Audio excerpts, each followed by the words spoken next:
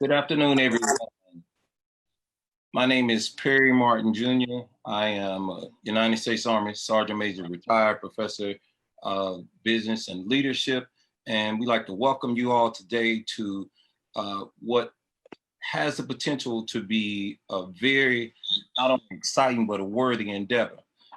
As you can see by the title of our flyer, We Can't Breathe, the Fierce Urgency Now, is symbolic of our present circumstances and the unfortunate events that happened with Mr. Floyd, as well as symbolic of the movement of the Reverend Dr. Martin Luther King's fierce urgency of now. During this panel discussion, we've asked a few people throughout the law enforcement as well as community activists and business people to join us again as an initial meeting of the minds to see if it's possible to build either alliance or coalition, or at least have a place where you can have a conversation and not be concerned with any judgment, condemnation, nor criticism. To get us started, first I'd like to bring on to give you a welcome and as well as give you an introduction and tell you the purpose of what we're here. I'd like to introduce you to and welcome President of University of West Los Angeles, Mr. Bob Brown, to give us the opening remarks and the purpose. Thank you, Professor Martin. My name is Robert Brown, and I am the president of the University of West Los Angeles. On behalf of the University of West Los Angeles, I would like to welcome you to what we believe is a very crucial dialogue on a most urgent issue. Thus, we've entitled this panel presentation, We Can't Breathe, the Fierce Urgency of Now. All of us have been consumed by the events emanating from the horrible and tragic death of George Floyd and others. The marches, protests, and displays of courage and conviction that have been demonstrated by the people brave enough to lend their voices and present their feelings in many different ways throughout our nation, and in pursuit of their constitutionally guaranteed rights of assembly and free speech and protest. Many of us have been through this before. So I ask, is this the time that real change will occur? What is real change? What do we need to do to evidence this change? How do we bring about a society that now treats all people equally and with dignity and honor and protects them under the law? This panel was designed to bring together individuals that provide their insights and experiences to help move this movement in a positive and enlightening direction. We have three purposes for this initial discussion. One, we wanted to enlighten our community to our systemic problems of racism. Two, we wanted to facilitate the building of coalitions to help address these issues in our community. Three, we wanted to open minds to divergent and opposing views and get the thought process going on how to affect sustainable change on this very crucial issue, such that future generations will not have to endure such cruel indignities and live their lives as the subjects of oppression from any aspect, be it race, ethnicity, gender, religion, sexual orientation, or disability. This panel represents some of our legal and business community of attorneys, members of law enforcement, and other prominent business leaders. Hopefully, we can start to craft a holistic and comprehensive discussion that brings the divergent views together and starts to weave a new cloth and fabric for positive change for our society. What do we ask of you? Keep an open mind and listen to all sides, and in the sanctity and solitude of your personal confines, determine how you potentially can play a role and in positively impacting these issues in our community. Thank you for attending. I would like to turn this board back over to our moderator and facilitator, Professor Perry Martin. Thank you and enjoy the program. All right, thank you, President Brown, for those words of encouragement, as well as the uplifting purpose for what we've gathered here for. Just a couple technical and administrative notes before we go into the ground rules. If you have any technical difficulties, if you would, in the chat box, make sure you text those in. We have our staff that is helping help you work through any of those issues. Also, if you happen to, if you fall off or lose connectivity, please rejoin us. The goal is now is to introduce the panelists. Now, what we do understand is that some panelists are coming from other endeavors, are coming from work, or will join us a little later. So we'll enjoy the introduce the panelists as they are presented here in the gallery view. But the panelists will also have an opportunity when they have when they engage in the conversations to introduce themselves as they see fit, so as not to minimize your accomplishments or take away from any titles or just credentials that you've earned. We'll just initial introductions be by name only. So joining us today, we have this evening is Mr. Joshua Fox, all right, Mr. Fox, all right, Mr. Mark McLaughlin, Sean Holly, Steve Zan, Jamon Hicks, John Matthews, Michael Cade. In the background, the folks you'll see working behind the scenes are Jesse Alvadada, Mr. J. Dean Frickberg. And as the panelists join us, we will continue to, we will give them a chance or give them the opportunity to introduce themselves. Now, if you haven't done so already, what I encourage you to do before we get into the ground rules, if you have a piece of paper, a pen, or some way to take notes, because we want you to take notes throughout this session. Although this is a panel discussion, what we will have is that we will give each panelist an opportunity to address a set of questions, but we will also give and provide the panelists an opportunity to readdress any of the comments, or maybe oftentimes when you're part of a panel or you find yourself speaking, when you look back, you'll say to yourself, I wish I'd said that, or I didn't quite clarify that point. So you maybe want to make a point of clarification or address one of the concerns. Okay, so getting started with the ground rules, we ask first that we exercise a certain level of civility. And simply, we want to be polite. We want to be understanding. This is a time where empathy abounds, as well as sympathy is something that we should issue generously. During the discussion, each panelist will be given the opportunity.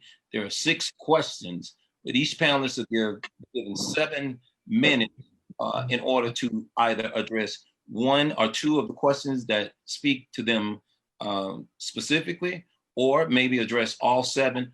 But 1 question at the end, the latter question, the cabinet question, is a question that we ask all of the panelists. We want you to address that. Again, this is the meeting of the mind, so some critical thinking and critical reasoning. And we do not, and as President Brown mentioned in his opening remarks, is that we really value and appreciate your time. So in kind, we expect you to value the other panelists' times. So write down the questions. If you can remember their names, that works out, it'll work out a lot better for all of us. In the Zoom modality, I could only suspect that many of you have already been through several conference Zooms or WebEx or any other kind of online modality. There could be difficulties. We'll work through them as best we can. If you find yourself in a position where there may be some distractions in the background, we ask that you at first do not mute yourself out as a panelist, because it could affect the way when it's time for you to talk. We want to make sure that you don't do that, but just be aware of any of the distractions. Again, use the chat box only, not the Q&A section, but the chat box in case you have any technical difficulties. And make sure you don't mute yourself out. So when it's time for you to speak, we won't be, you won't miss that opportunity again, because we're going to try to value your time and stay within the time limit.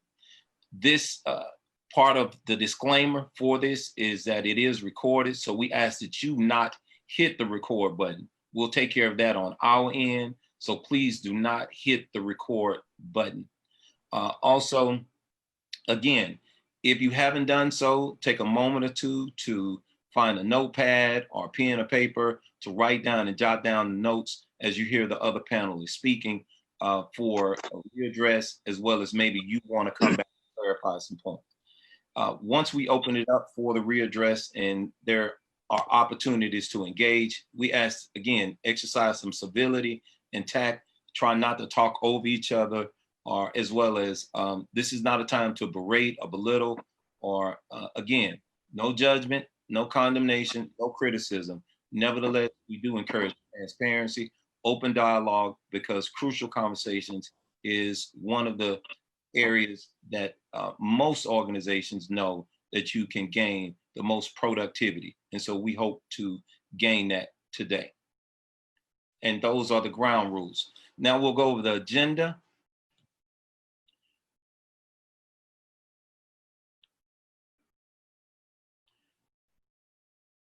We've already had the welcome and introduction. Again, I'm Perry Martin. I'll be your facilitator as well as moderator for this evening's panel. Opening remarks were given by President Brown. The panelists have been introduced at the time of their arrival, and we suspect that there'll be a couple of other panelists that'll join us later. And we have the questions for the panelists. We'll put those questions up, and I believe we'll probably review them first so everyone will get an idea of what those questions are. Then we'll have a section or time for us to readdress those questions. And then finally, President Brown will lead us to some actionable items, or what are our next steps, as well as what can we do. As the title states, we can't breathe in the fierce urgency of now, taken from one of the speeches and the talks given by the Reverend Dr. Martin Luther King. It said that we cannot be lulled into the tranquilizing drug of gradualism. It's the fierce urgency of now. And that was over 50 years ago that he spoke of that. Now here we are.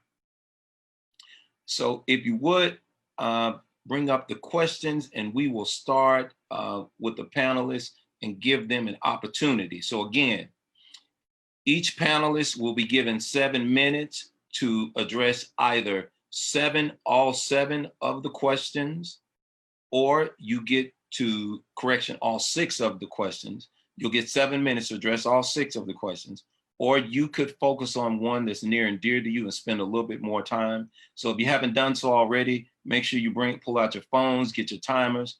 What we will do at the 2-minute mark, we'll give you a 2-minute warning.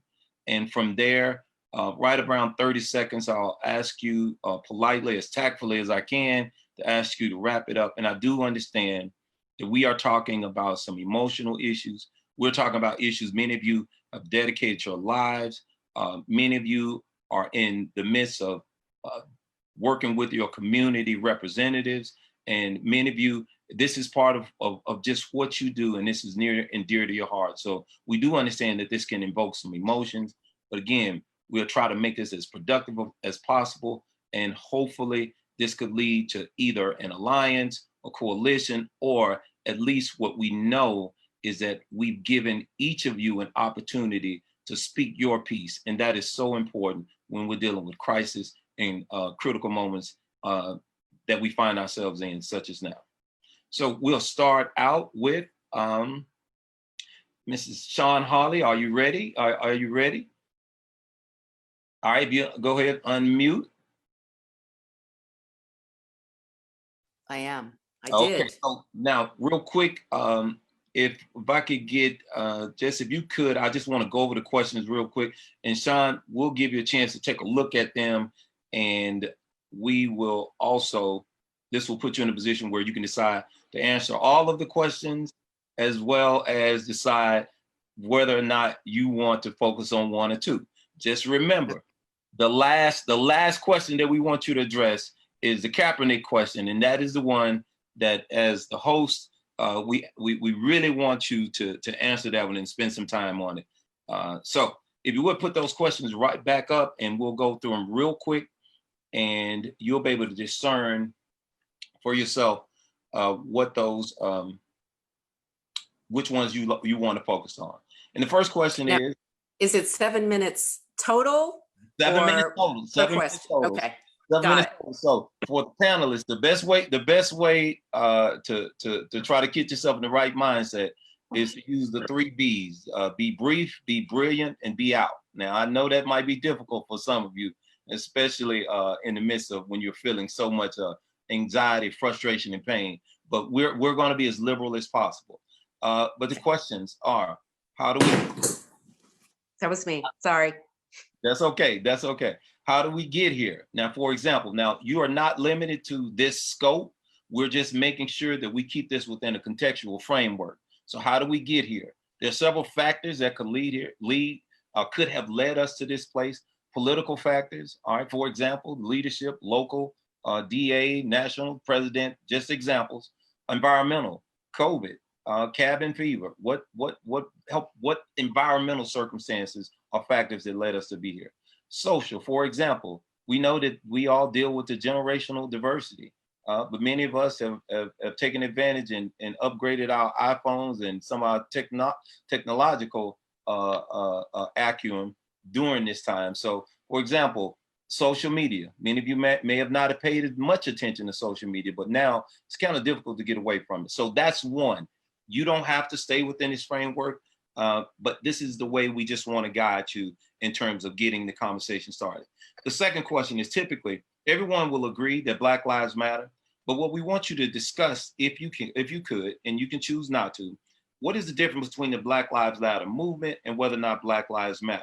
For example, if you want to talk about police misconduct, police brutality, or community policing, this is your opportunity to speak on it. Again, no judgment, condemnation, no criticism. We want to air this out, because the last thing we want to do as hosts of this panel is to keep anybody, we don't want to restrict anyone from speaking their piece.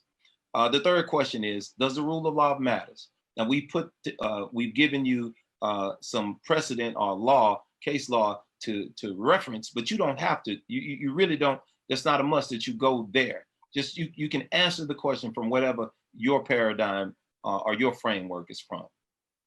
The fourth is, what have we not learned from the past? This is not the first riots. If you look back at the 65 Watts riots, the riots after the assassination of Martin Luther King, the Reverend Dr. Martin Luther King, the 1992 LA riots, and now what we find ourselves in the midst of now. So what if, in keeping in that contextual framework, what have we not learned?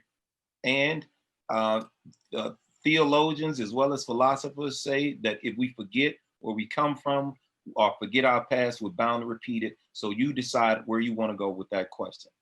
And then the fifth question is, what does it mean to be a peace officer versus policing a community as an alien occupying force? You get to speak to what you've either seen, what you know, what you've experienced, or how you feel about what the policing in your community or the communities of color, or what you've been involved in, or maybe have personal experience in, or just your perception.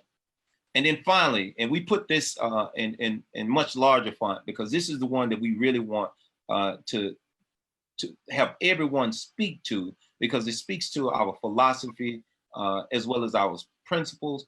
And again, this is not a matter of whether you have liberal views or conservative views, and if we really don't care about your politics, we just want to know what you think, and we want to engage in a crucial conversation. So these are the 6 questions that you get to choose from to either speak on all 6, and you have 7 minutes to do so. You can spend all 7 minutes on one question, but again, we ask that you at least spend some time on the sixth question. Okay, Mrs. Holly, is that, I just want, now I know you're the first up, so if you don't mind, just make sure, was that clear enough for you? Yes, it was perfectly clear. Okay, outstanding. Now, the timer, you won't see a timer on this particular Zoom platform, but we have you timed. We got the folks in the background, and then I'll give you a 2-minute warning, and then I'll give you a 30-second to wrap it up, and then we'll go from there. But we really appreciate you leading us off. You can introduce yourself and tell us what you've been involved in, give us a little quick intro, let everybody know who you are, where you're from, and then go right into it, and you'll have your 7 minutes. All right, is that fair enough? I'm ready. All right, outstanding, thank you. Okay. My name is Shawn Holly. I'm an attorney here in Los Angeles. I started out my career as a public defender in LA County, primarily working in the downtown courts. I had been a public defender for 5 years when Johnny Cochran saw me in court and recruited me to come to his firm. At that time, Johnny's firm was strictly police misconduct, civil rights litigation, and that is what I did until the OJ case came to the firm. And then I was one of 2 lawyers in our firm who worked on the OJ case full time. I was the managing attorney at Johnny's office for many years. And for the past several years, I've been a partner at a business and entertainment litigation law firm. But my passion is criminal law, and I consider myself a public defender at heart, and I continue to do work for people who cannot afford my firm. I do work for Black Lives Matter. I do pro bono work for Black Lives Matter, and my heart is with this type of work. So I'm going to go right into, I think kind of answering all of the questions. I mean, I started in the public defender's office as a law clerk in the, I guess, mid to late 80s, right? So there were no cell phone cameras, no cell phones at all, really. And at that time, and then when I became a public defender, I would see many occasions where our clients, primarily Black men, had been beaten up by the police. And those people would invariably be charged with battery on a police officer. And when you spoke with them, they would tell you a completely compelling, incredible story about having been beaten by the police. And then so that the police could justify their actions in beating the client up, they would then charge them with being the aggressor, which of course was not true. But it was very important, very difficult rather, to defend successfully those sorts of clients, because you had their word versus the word of the police officer, who is a professional witness who comes in a uniform, and prosecutors, judges, and jurors would have a tendency to believe them more than your public defender client, usually a person of color.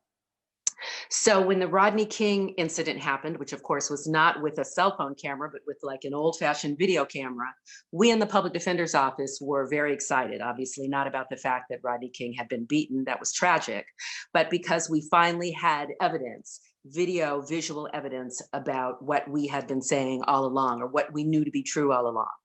And we felt that that was a turning point. But of course, it was not. And I remember clearly the day that the verdicts were announced for those police officers who had been put on trial. And, they were largely acquitted. And I was downtown at work in the public defender's office when the unrest began. And it was very clear to me that the unrest that began at that time was very heartfelt, had been simmering. There had been a number of things that had happened around that time that led to the feeling of frustration, and not just around that time. I mean, historically, we know this.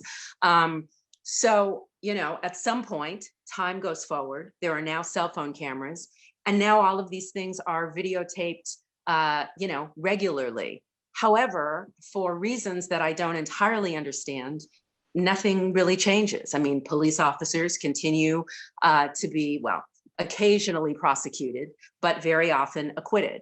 So I have spent a lot of time trying to figure out what it is about this moment, the question, how did we get here? How did we get to a place where suddenly, and it does feel very sudden to me, there is outrage, because these things have been going on forever, long before Rodney King, long before any of us were born. And I feel like it is really a confluence of events that there was this pandemic that caused everyone to be at home and less distracted than they might otherwise be. I think it caused people to see who essential workers were, what they looked like. I think that was a shift for people.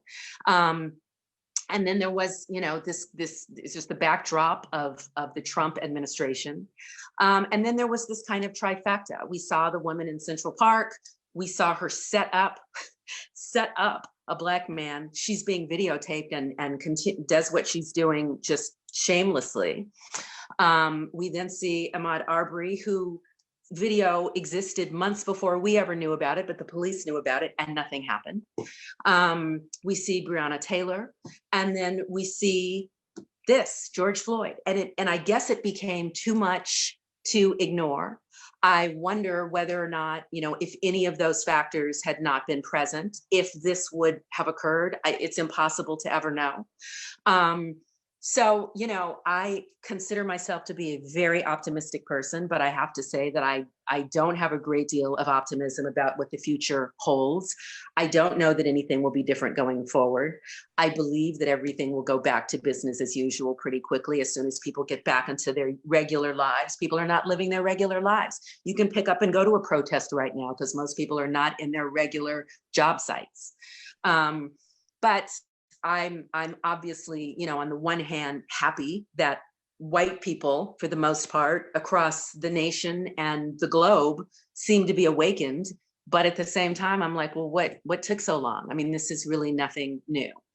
I'm not exactly sure how much time I have left. I will speak to question 6 because I know how important it is. And I see that Robert Goodell, I think I'm pronouncing his name right, I'm not an NFL watcher, just acknowledged that Black lives do matter and that the NFL has not up to this point recognized the importance of what Colin Kaepernick did. I don't think his protest was misunderstood to Black people. I think it was misunderstood by many white people. And I think Drew Brees' comments speak to that. That anybody could think that this is somehow some condemnation of the flag is some distortion that makes no sense. All right, 2 minutes. Just let you know, got 2 minutes so you can come and wrap it up. Okay. So yeah, I mean, it's so interesting. It's ironic, really, that Colin Kaepernick, in fact, protested in a perfectly peaceful way, and that now that things have, blown up literally and figuratively, the powers that be want to talk about how only peaceful protest is acceptable. But when there was peaceful protest, that was not acceptable. He was referred to as a son of a bitch by the president of the United States. So, that the irony of that, I don't think is lost on any of us. And I don't think the rule of law matters because I think that laws can be distorted. I'm just looking forward to see if anything changes, but I'm sad to say I don't have a lot of optimism about real change. All right. Well, listen, thank you. And again, for all the panelists and the folks that are just joining us, if I don't have your surnames, I apologize in advance. But Mrs. Holly, I really appreciate that. Thank you for expressing your wide purview of all of the questions. Again, you set the stage and set the tone by being the vanguard in this panel, by asking those questions, answering those questions, and you did answer the 6, and you stayed within the allotted 7 minutes. So you did a great job. Thank you so much for starting us off. Just a couple of housekeeping notes again. If you have anyone has any technical difficulties, if you would, in the chat box, make sure you type those questions or issues in the chat box, and we will try to help address those. If you have not, take out either on your phone, pen, paper to write down some notes, because you're going to have an opportunity to readdress maybe anything you've already heard from Mrs. Holly or any of the other panelists. We're going to open it up to have some critical dialogue, as well as, again, this is a safe place. to have crucial conversations. There was no judgment, no condemnation, no criticism. However, we do want to be to act with some civility and tact. That said, now either you can time yourself, all right? You can time yourself. You'll have 7 minutes again to answer all 6 questions. What we ask is that you must answer question number 6, and we'll give you a 5-minute warning. You can look at the chat box and you'll see a chat saying it's 5 minutes, and we'll give you 2 minutes. And just in case you don't acknowledge that, I'll hold up a little card or something, just tell you 2 minutes so you can wrap it up. But as you can see, Mrs. Holly did an excellent job of getting us started out right. So thank you so very much for that, and we really appreciate it. All right, up next is Mr. Mark McLaughlin. If you unmute yourself, Ms. McLaughlin, are there any questions about how we are conducting the panel so far? No, I think you've covered it well. All right, well, outstanding. You get to introduce yourself, quick 30-second introduction, and after that, your time starts. All right, I'm a digital forensic examiner and a police practices expert witness in state and federal courts. I've been a reserve police officer. I currently investigate police officer misconduct for smaller police departments. I'm on the bar, I'm on the board of the Langston Bar Association with John, my colleague, right below me there. You know, I think the first question, you know, how do we get here? Well, slavery is the original sin of the United States. And that certainly underscores everything that goes on after that. I mean, it's under the surface. Everybody knows it. Skin color, we certainly can't get away from it. I wear it. Other panelists wear it. We know, everybody knows who we are, what group we're a part of. Certainly the leadership of the United States right now is a problem. It's exacerbating the situation. It's fanning the flames. It's bad. But because of my background here, I wanted to talk about question 5, being a peace officer and community policing, and then I'll get to 6. You know, as a police officer, I came with really high expectations. And as a recruit, I was in the car with field training officers who would easily use the N-word. Let's go get some spades. Let's go get some N-words. Let's go do this. I'm 21 years old. What am I going to do? I'm going to fight this guy. Or go up against him. He is doing my evaluations. Can't do that. One thing we need to do is we need to empower recruits. A bunch of other things, but that's one thing that we need to do, is to let them know that they can speak up. And I think that's very important.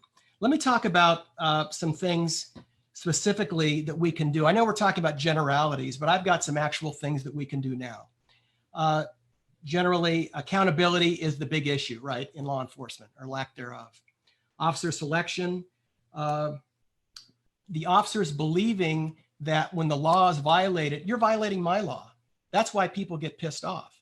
I'm the one that's enforcing law. You're violating my law. Well, you're not violating my law. That's the state's law.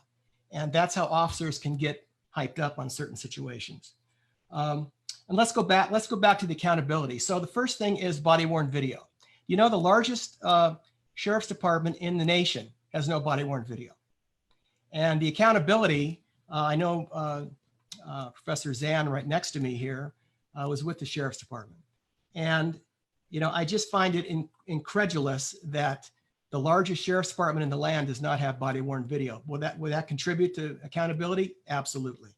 Do they have problems? They got big problems. A lot of departments do too. With the body-worn video, you have to have a usage policy. You have to know when to turn it on and when to turn it off.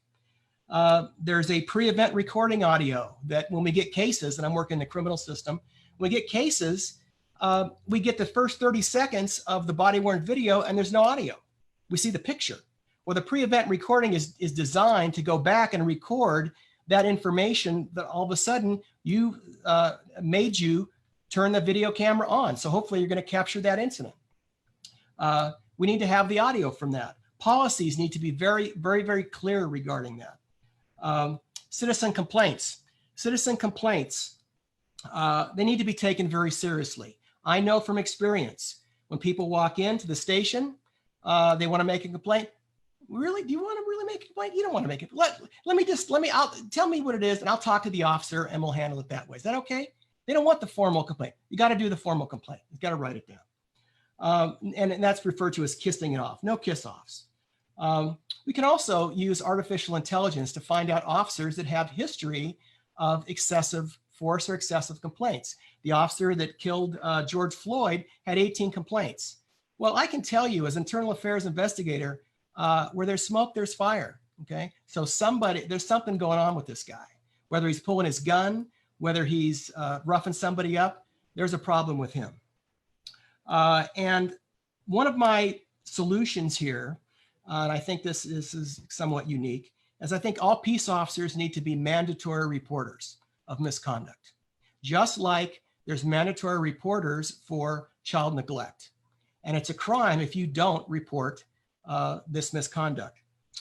So we could establish this mandatory reporting requirement. It's a misdemeanor. No officer wants to get convicted of a misdemeanor, I can tell you that. And frankly, testifying in court with a misdemeanor, that ain't going to be very good. So that's an issue. Officer selection is an issue. Field training officers, when I was with my FTO, why wasn't there any consideration about how he deals with the public? We want to have, he's an experienced officer, but why wouldn't he be the officer that would be training these new people with a little bit of, not a little bit, a lot of respect for the community? Didn't see that. We're in a police car, I've been told, we can go anywhere, anytime, we can park anywhere, doesn't make any difference. That's the way it is. So there has to be an adjustment to the field training officer. I understand 2 minutes. Recruits cannot be intimidated. They must be able to speak up.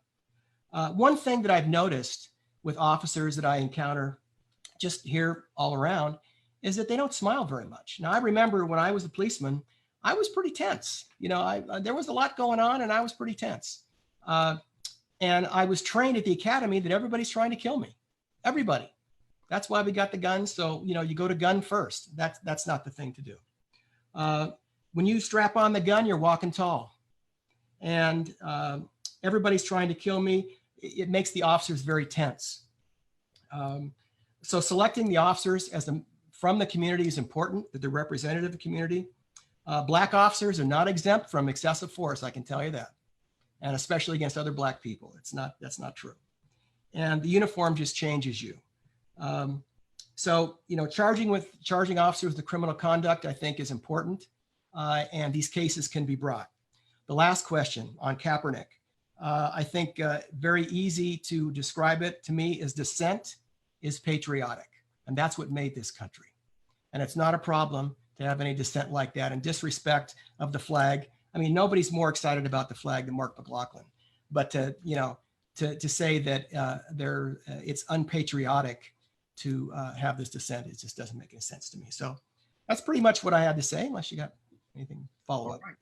Thank you. Thank you. Right on time. We appreciate you not only just expressing yourself with and touching on some of the one of the most challenging questions on there, but giving us your overall view on your background and how you tied it in. That's outstanding.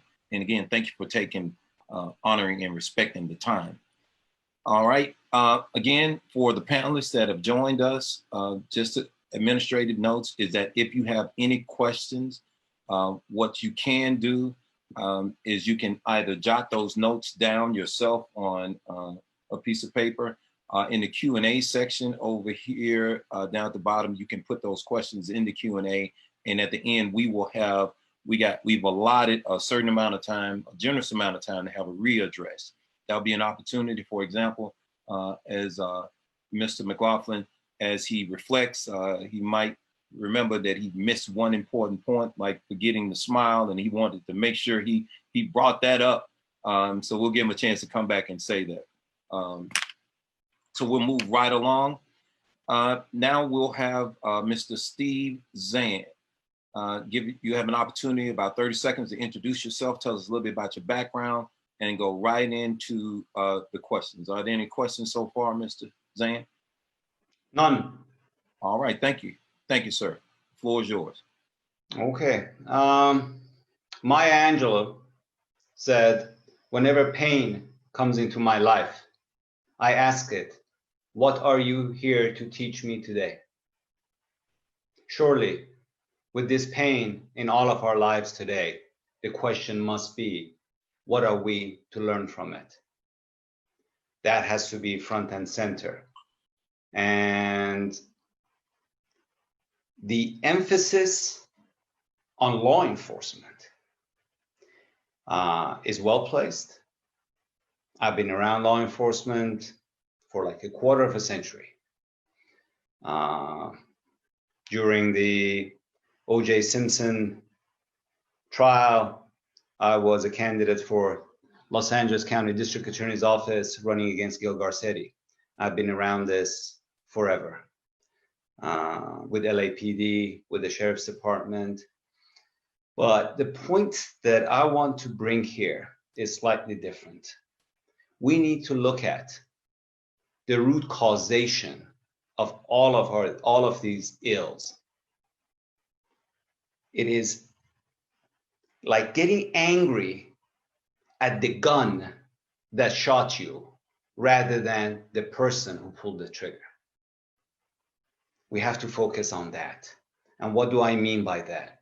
It is the dark underbelly of capitalism that denies equal opportunity for all, that denies the ability for families to prosper, that has led to this unbelievable income inequality that is undermining our society today.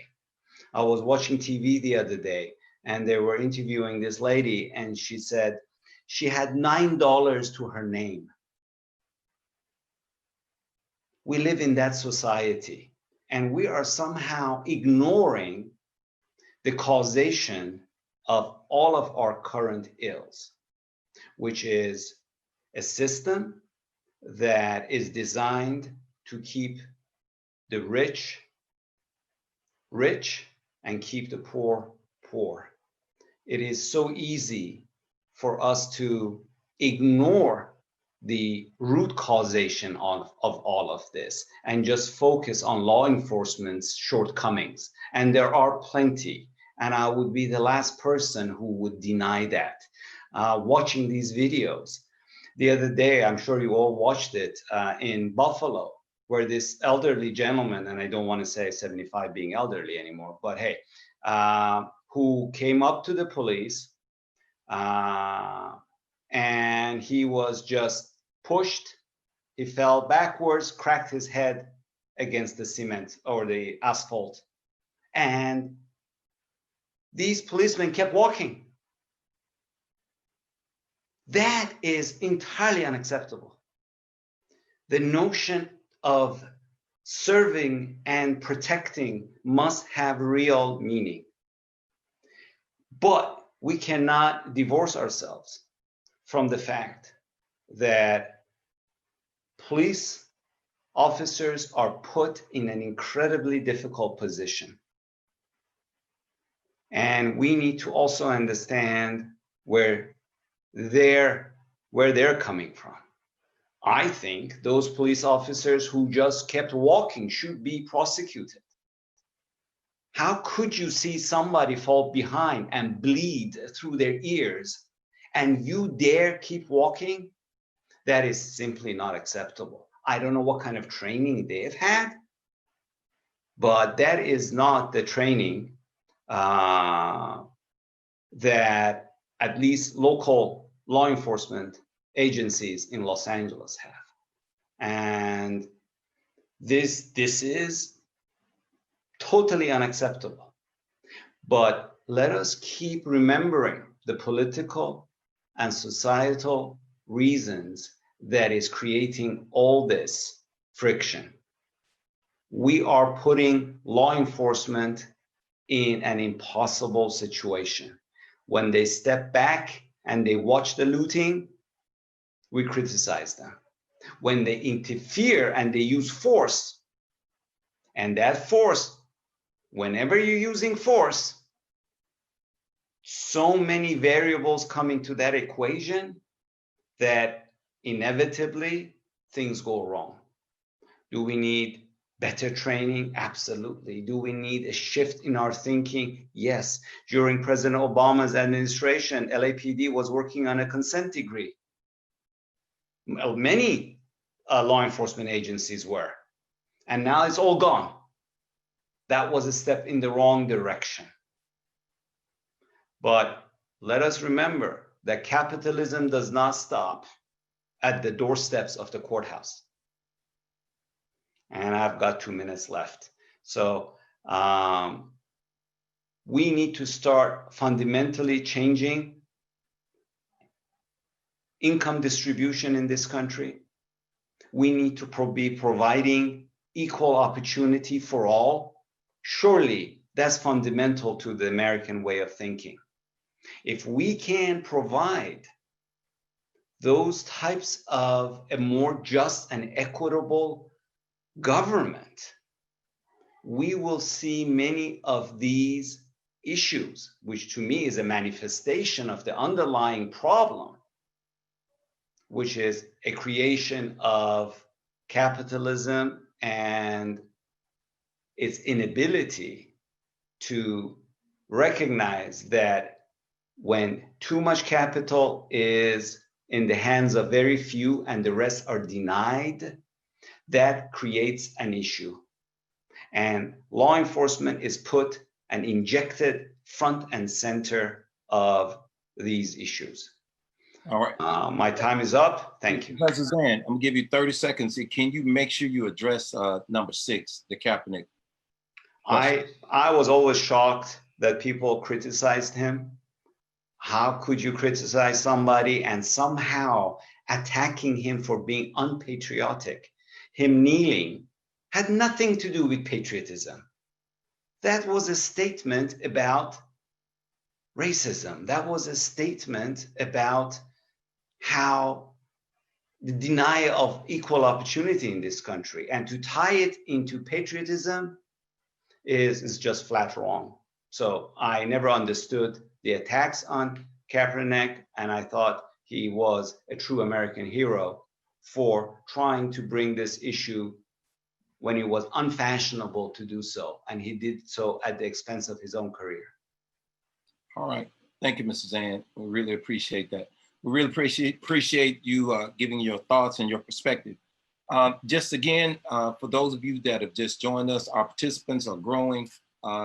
For those members or participants that are here, we expect the comments from the panelists to invoke some questions. We will have a Q&A session. In the Q&A box, you can address those questions, as well as you can write those questions down, and we'll open it up for questions. But what we ask is that chat box, we ask that you use that chat box rather than making comments. We ask that you, if you're having any technical difficulties or any other issues, please use that chat box so we can resolve those behind the scenes. And again, the Q&A, we've allotted a generous amount of time to readdress, give the panelists a chance to readdress, clarify maybe some of the points that came to them as they reflect, as well as we want to make sure in that Q&A session that we do either paraphrase or make sure those pointed questions we ask. Again, this is not to judge, condemn, or criticize. This is for us to have a crucial conversation. Our goal here at UWLA is just to facilitate. Again, I'm serving as a moderator and facilitator, and so far appreciate the panelists that have spoken, honoring what we've set as far as the ground rules of civility, tact, but most importantly, honest, open dialogue. That said, we'll move on to our next panelist. All right, Mr. Hicks, are you ready? Yes, I am. All right, so you'll have about 30 seconds to introduce yourself, give your background, and then you have 7 minutes to address either all 6 of the questions, or you get to choose to focus on 1 or 2. But part of our ground rules is that you must respond to question number 6. That said, the floor is yours, sir.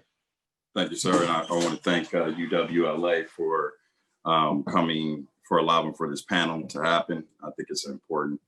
I'm also happy to see some of my colleagues like Sean and Mark and also John, who are giving some insightful thoughts and perspective on an important topic. By way of background, my name is Jamon Hicks. I'm a partner with Mr. Carl Douglas, the infamous Carl Douglas, who also worked at the Cochran firm and was the managing partner when Sean was there. I too worked at the Cochran firm, but years later. And then after working at the Cochran firm for some time, I then partnered with Mr. Douglas to form Douglas Hicks Law.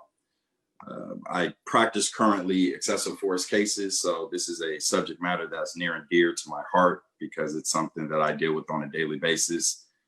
In addition to practicing law, I also teach, taught at West LA, a civil rights class and as well as evidence. I teach at Loyola Law School, trial advocacy.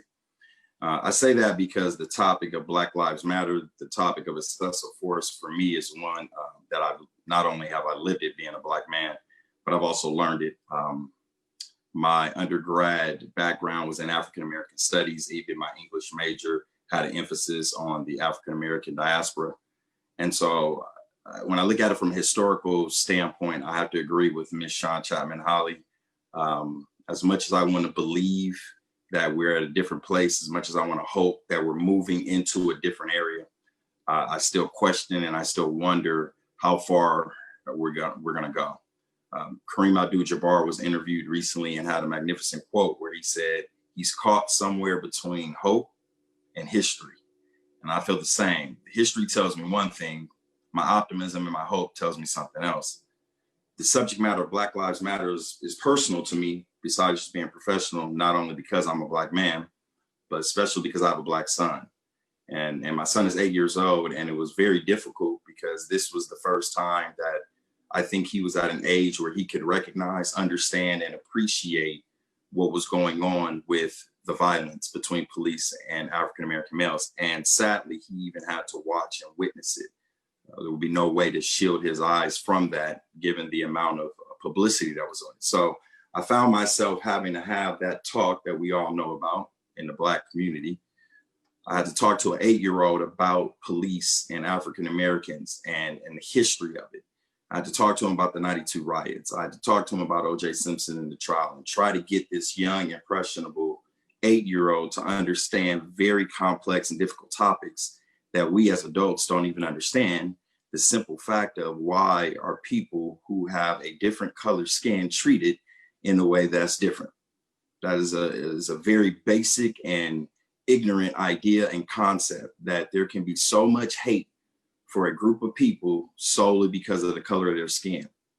I grew up in Inglewood, and I grew up in Baldwin Hills, and I grew up in the area of Leimert Park, where there was always this tension between African Americans and the police, where there was always these issues where the police were stopping myself and my friends simply because of the way we looked. And there was a specific time that personally I was pulled over by the police. I was with a group of friends. The police made us face the wall. They started questioning us about who we were. They go down the line. One of my closest friends said that he was currently enrolled at Loyola Marymount University. Another one of my friends says he was at UC Berkeley. And by the time that officer got to me, he sarcastically says, "Let me guess, you go to Harvard." And from that moment on, I realized that this is going to be a situation that even though my father taught me, I'm going to have to teach my son. And sadly, I believe my son is going to have to teach his son. And so when we talk about Black Lives Matter, what most people hear is that other lives don't. And that's not what we're saying. What we're saying is that for whatever reason, Black men and women are treated differently under this idea, the concept of the Constitution. And so one of the questions I know was about this Dred Scott decision. And real shortly, right, we all know that the Dred Scott decision was, does this Black man have the rights to the Constitution? It's that simple. And in that time, those jurors made a determination that he did not have the same rights to the Constitution. And we're talking about over 100 years ago that this decision is made. And now we're sitting in a situation where we're asking ourselves the same questions. We're asking ourselves, do Black people have the same right to protest? Are they garnered the same opportunities under the First Amendment as non-Black people? What about the right to bear arms? Are Black people legally allowed to bear arms in the same fashion that other people who are not Black are allowed to bear arms? More importantly, we're talking about the Fourth Amendment, right? Do Black people have a right not to be treated with excessive force, not to be treated with police brutality, just like others that are not Black? And constantly the answers seem to be the same. So even though we're dealing with Dred Scott and the decision of 1857, and maybe legally on paper it says that African Americans have these same rights, what we're seeing is the way that these rights are applied are totally different. And that's frustrating. And I don't think that that changes overnight. Another thing about the frustration from the Black Lives Matter movement, and I think when you saw when the charges were against the officers against Floyd, you saw this delay in deciding to charge them, even though people that were protesting were being arrested immediately. And the question is why? Well, the answer is simple, because again, the law is not applied the same way to Blacks as it's applied to everyone else. If a young Black man gets arrested, they arrest, ask questions later. They charge, ask questions later. They increase the charges, ask questions later. When others, or when the Blacks are the victim, then there has to be this thorough investigation. Then there has to be this time to make a determination whether or not anything was done wrong. And I think that's the frustration that you see with the Black Lives Movement. The one thing I am optimistic about, the one thing I'm happy about, is that we did see a united front. In this 2020 riot, revolution, protest, you saw everyone. You saw Black, you saw brown, you saw Asian, you saw Latinos, you saw everybody coming out to support the movement. And that was a beautiful thing. The question becomes, do we continue to have that support as we move forward? Because sadly, George Floyd is just another one. And there's going to be another one, and there's going to be another one, and there's going to be continued use of excessive force and deaths. And we have to see the same passion to continue moving forward. There's a few things that I think that we can do when we're looking to the future. The one thing that we have to look at is the way the officers are trained, and not from just a sociological standpoint, but more importantly, we have to look at how the laws are being used against the officers. Right now, the officers have the ability to use reasonable force. That's a problem, because a reasonable force is such a low standard, and it's a very subjective standard because we have to rely upon the officer to say why that force is reasonable. We have to look at increasing that standard to something more serious, to necessary force, especially in the context of using deadly force. Another thing that we should all consider and we should all get behind is to establish an independent prosecutorial agency. That agency would be the ones primarily focused on charging police officers and addressing their crimes and deciding the charges. And I see my time is running up, but lastly, as it relates to Colin Kaepernick, I liken Colin to Muhammad Ali. Even though the situations were different, they both gave up and lost their love, their passion for something that they believed in. And Kaepernick was not even trying to bring this attention upon himself. When he was kneeling, he wasn't going out giving press conferences until the media saw him kneeling and asked him the question about why he was kneeling. He was trying to do a silent and peaceful protest, and look what it got him. So I know my time is now running up, but I'm glad again that UWLA decided to put on this program. I think it's important that we don't allow this just to be a conversation that we're having today, but this is a conversation that we continue to move forward and move forward and move forward, and hopefully we can create some change. And with that, I defer my time, and I thank you, Mr. Moderator. All right, thank you so very much. And again, we really appreciate the panelists sticking to the agenda. And as the panelists are speaking, what we are receiving a lot of great questions. We ask that you send those questions to the Q&A section. At the end, we will try to paraphrase or summarize many of the questions along the same lines, but we'll make sure that we get to readdress those questions to the panelists. And there are some questions for specific panelists. We'll ask those questions. Again, some of the ground rules or the tone was set by President Brown, the University of West Los Angeles, President Brown, by stating the purpose. And part of that is for us to be able to have these kinds of conversations where there is no judgment, no condemnation or criticism, for the people that are coming here to have this dialogue. However, we do know that this is going to invoke some emotion. These are systemic issues that people are passionate about. We want to seize the moment, but what we don't want to do is hold anyone on this panel hostage, as well as we don't want to minimize the impact that this kind of dialogue has on many of you that have joined us. We are very grateful for all of you that have taken the time out on a Friday to join us in this conversation. That says a lot about who you are. And if it's one thing that we want you to know, part of what UWLA's vision for the future is elite, not elitist. And to put that in layman's terms on this panel, as well as the folks that believe in what we're doing, there aren't any big I's, little U's. So we're not looking down on anybody. These panelists are not special in terms of being better than us. They are people that are living human beings that are valued just as much as we value each and every last one of you that have chosen to join us. So we thank you for your participation. That said, just to give you an idea, if you haven't joined us, if you hadn't been here from the beginning, each panelist is given 7 minutes to address either all 6 questions, or they can focus on 1 or 2 questions, or maybe just 1 question. But what we have asked them to do, at least within that last 2 minutes, if not throughout the duration, is to answer the question: was Kaepernick misunderstood in his protest? Everyone must answer that question. And so far, our panelists have been very judicious and gracious in their remarks, and we want to continue in this format. So that said, we want to move on to our next panelist. Mr. Matthews, been patiently waiting. Mr. Matthews, if you can unmute yourself. Can you hear me, Perry? Absolutely. Now, just before you get started, Mr. Matthews, now for the panelists, I don't want to be a distraction, but from time to time, I'll have to mute my video and my audio out to make sure I'm checking with the technicians and making sure we are still tracking. And then I'll come back. Again, panelists, you'll be given a 2-minute warning and then about 30 seconds to wrap it up. So, Mr. Matthews, you have 30 seconds to give us a little introduction, your background, tell us a little bit about yourself, and then you have 7 minutes to respond to the questions that you see on the screen.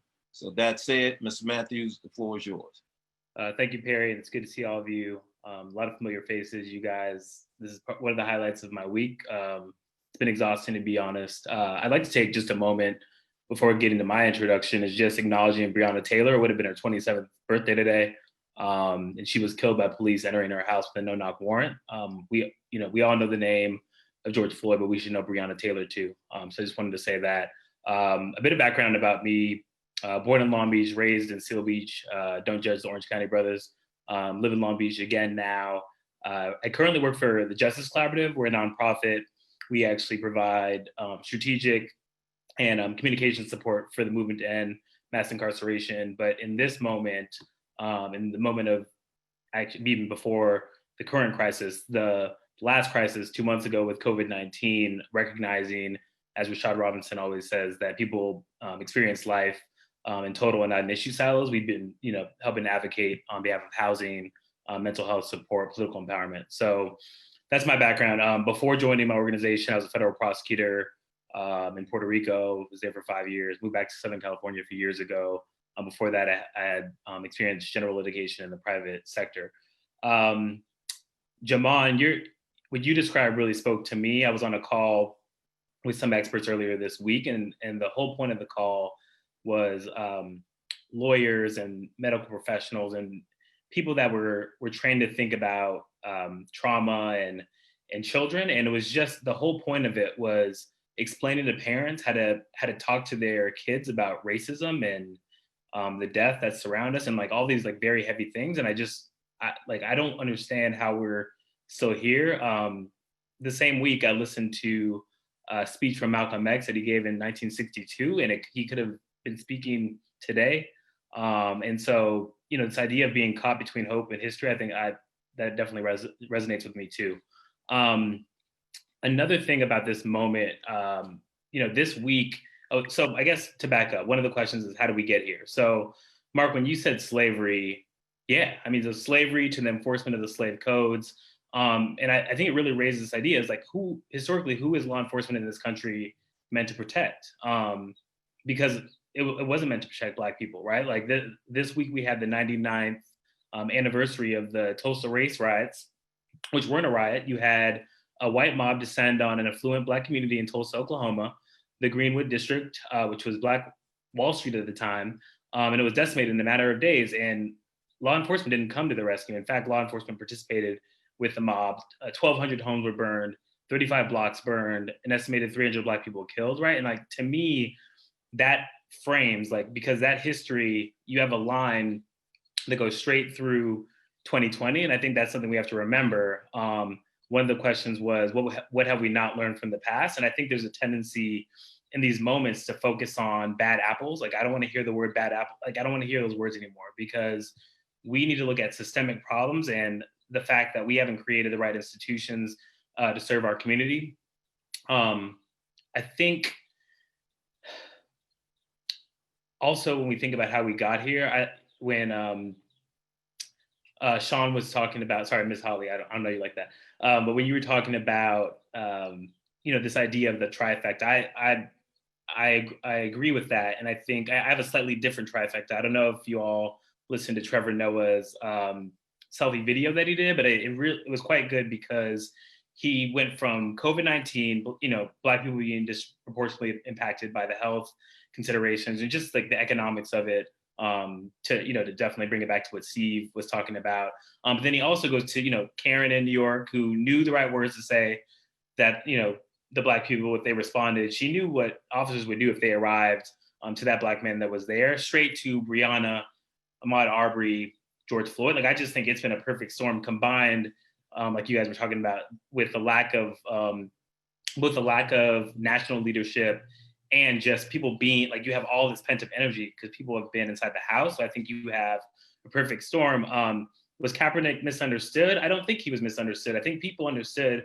I think a lot of the country wasn't ready to receive that message. I do think more people are ready to receive that message now.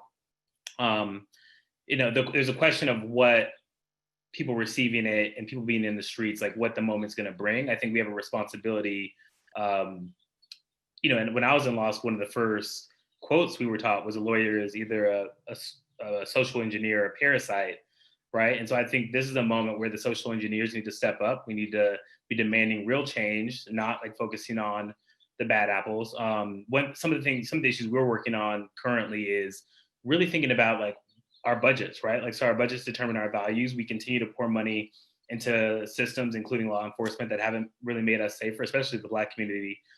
So we've worked with Black Lives Matter on a people's budget and putting, pressure on the mayor here. But I think that's something that can be duplicated. And the reason I think that's important is, as we're funding certain institutions, we're not funding healthcare and housing and community-based organizations. So I think that's really important. I think we should, in terms of how law enforcement responds, we try to use police for everything. Like 911, everybody's using 911 and calling police for everything. And I think there's a lot of roles that other experts would be better suited for than law enforcement. So shifting first responder responsibilities away from traditional law enforcement. I think Mark maybe mentioned the militarization of police. Like, why do we have MRAP vehicles and like military style equipment in all these local police departments? I think that creates, when we have a war in everything. So I think that actually creates a stance where it's like police are at war with the community.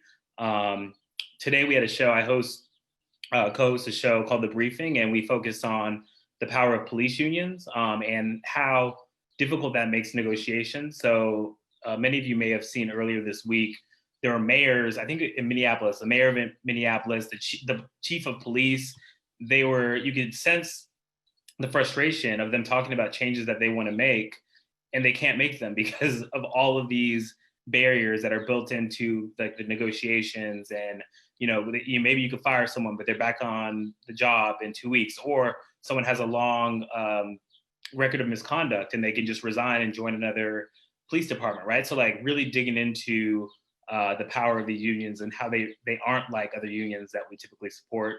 I believe Jamon also mentioned independence. So, being a former federal prosecutor, this idea that the same DA's office or AUSA's office is going to be prosecuting the law enforcement agents that they work with on a regular basis. I just think, why would we put people in that position? We should have independent agencies doing both investigation and prosecutions on the accountability side. How am I doing with time? You got about 30? You Yep. got about 30 seconds. And if you would, make sure you hit the Kaepernick question, please, sir. Yeah. I answered the Kaepernick question, but I'll readdress it. I don't think I don't think he was misunderstood in his protests. I think people understood what he was doing. Focused on the flag. Didn't like this distinction. I think you often hear the Black Lives Matter versus all lives, and then you start talking about blue lives, which isn't a thing. I'm sorry, because you put on a uniform, you still go home and you're whatever color, like whatever race you brought to that uniform, right? So I don't think he was misunderstood. I just think it was a different moment. And now a lot more people are waking up and saying, oh, wow, like there is a real problem with police brutality. There is a real problem.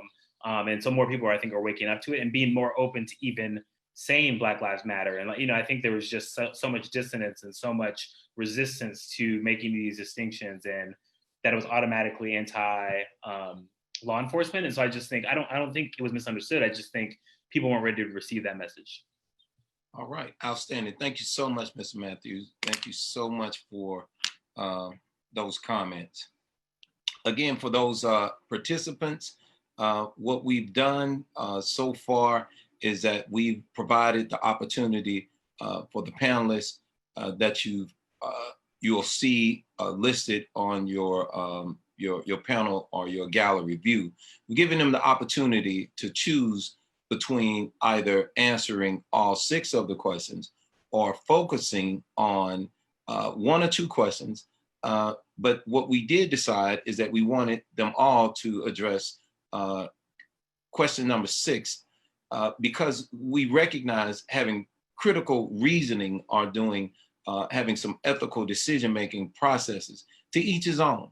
Now, that said, we have over 160 participants here on this panel. And what we also recognize is that we are in the midst of some trying times, not only in a pandemic, but also in times where the pain can be felt all around the world of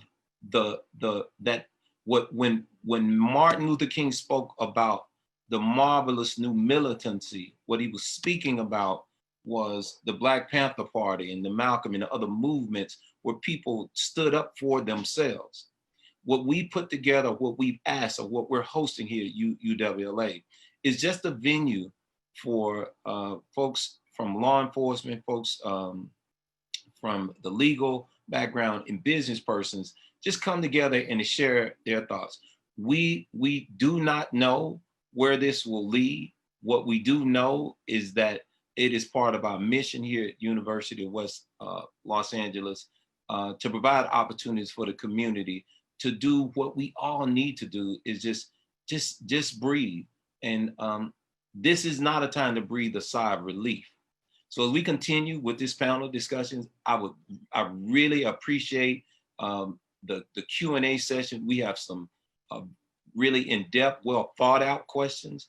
Even if you have not, and it's reflective, and you're just feeling that you want to get this question addressed, type it in the Q&A. We've set aside some time that we really will readdress, as well as give the panelists a chance to come back and readdress something that they may have missed. That said, we're going to move on to our next panelist that's been waiting so patiently. Mr. Fox, are you ready? Yes, can you hear me?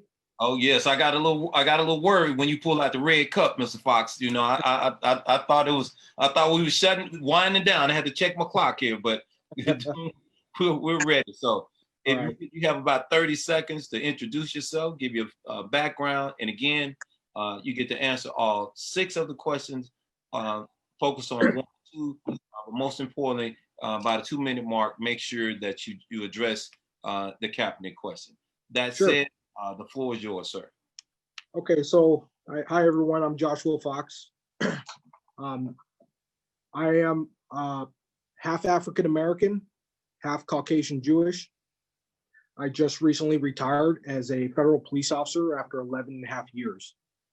I also have a law degree from the University of West Los Angeles. So I have a perspective on both sides of the pendulum.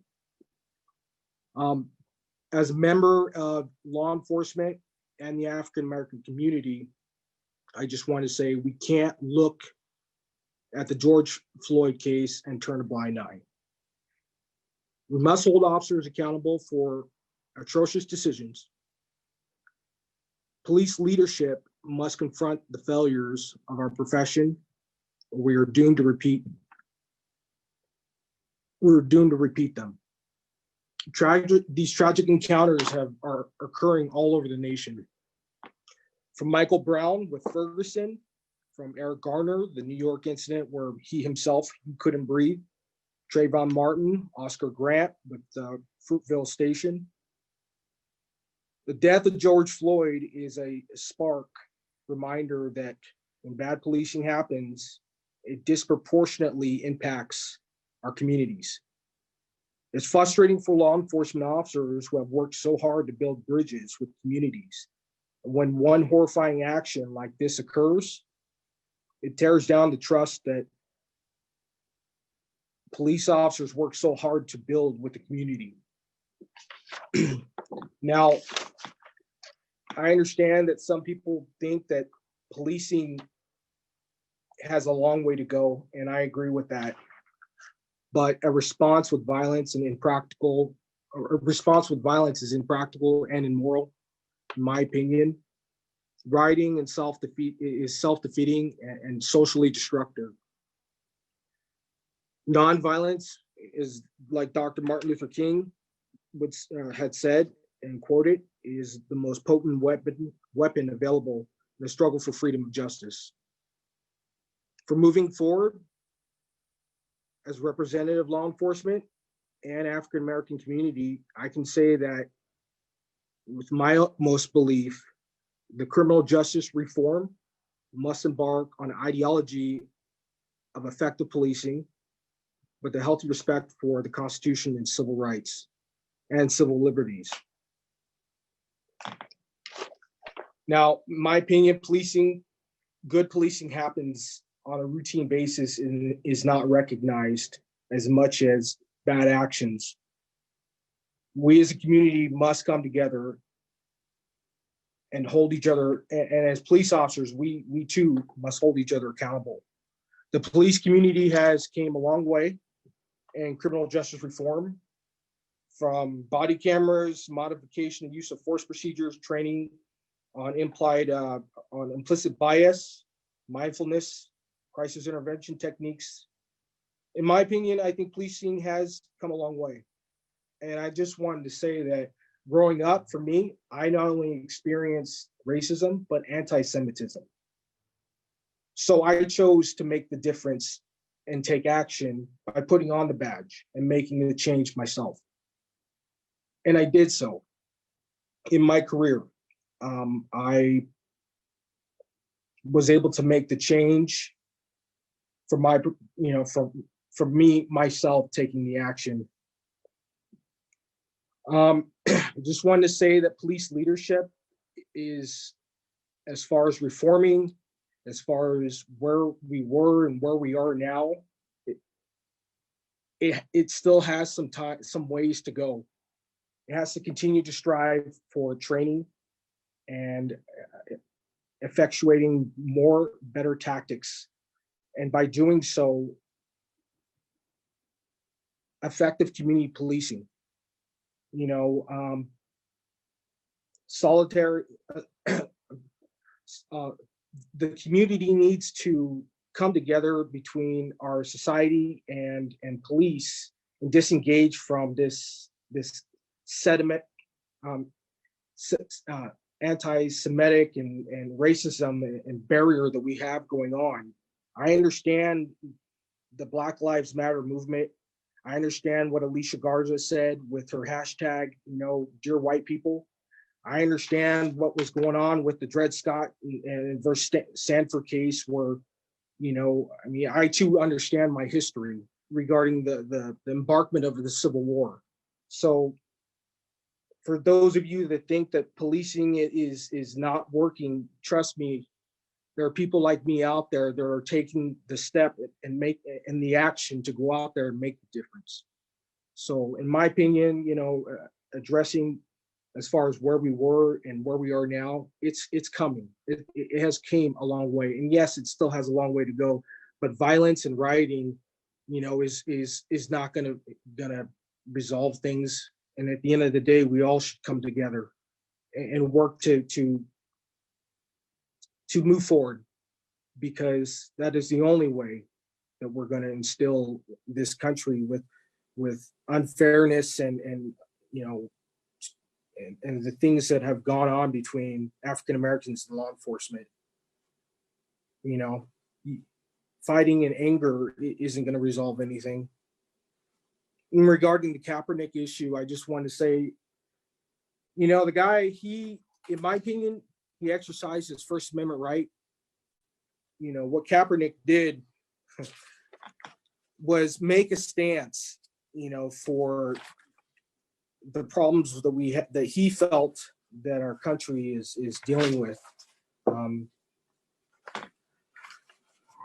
He made a statement for liberty and justice, and he said that it wasn't equal towards all Americans. So I don't think there was a problem with it. I think there's a lot of problems going on right now with these additional organizations that are trying to use that as an opportunity to instill violence within the community. So anyway, to wrap it up,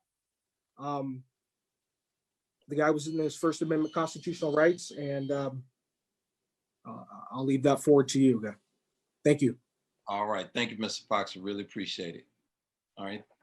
And again, thank you to all the participants as well as the panelists. These type of panels, especially in the Zoom modality, it can be a little. It could put a little wear and tear on your body. But what is evident by this panel and the type of information and the insight that they provided with us is that this is re-energizing us. This is letting us know that there are people out there, thought leaders, that these are not issues that have just surfaced overnight, but there's some real concrete philosophical as well as procedural knowledge-based information that we are receiving here tonight, and the questions that have been posed are coming from the heart. And we are grateful as an institution just to be able to host this, but most importantly, give all of us an opportunity to, if not catch our breath, to just sigh and say that there's something that we can do. And that is engage in this critical conversation, or these crucial conversations that we're having now. So as we move on to our next panelist, again, I just want to reiterate, type your questions in the Q&A session, and there will be an opportunity for us to do a readdress. And each panelist is given the opportunity or provided the opportunity to answer all 6 questions. They'll have 7 minutes to answer all 6 questions, but they must answer the question number 6, and they can focus on the other 5 as they see fit. That said, I am going to turn it over to Mr. Cade. Mr. Cade, you'll have 30 seconds to introduce yourself, and then your 7 minutes will start, and you can address the questions as you so desire. Mr. Cade. If you would unmute yourself. All right. All right, very well. There you go. Thank you very much. And I thank President Brown and the UWLA family for making this happen. Going down the list, first of all, let me introduce myself. I am Michael Cade. I am a lawyer. I have been a criminal defense lawyer for 21 years.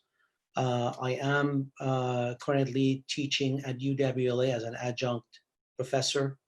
And in my 21 years as a criminal defense lawyer, you can imagine I have seen a lot. I'm merely going to speak as somebody who has a former background in law enforcement with LAPD before I became a lawyer. And also I will address some of the issues as I see it. How did we get here?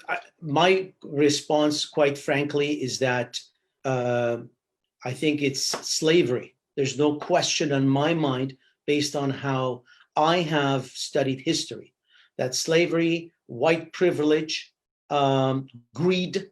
I mean, can you imagine? I can't even possibly think of, it really boils my blood to think that somebody would have chained somebody else to work for him for free. That's the least of, that's where they started, of course. I mean, everything else that happened to the African-American community is just beyond my imagination, quite frankly. I think that's where we started. And what a sad, sad place to start, because how do you fix that over the years? Going down the list, do Black Lives Matter? Absolutely, no question. But for me, and this is, I hope nobody takes offense at this. For me, if we truly believe that life matters, and specifically Black lives matter, we should demand better public education. We should encourage and support a better, more stable home where both parents are present.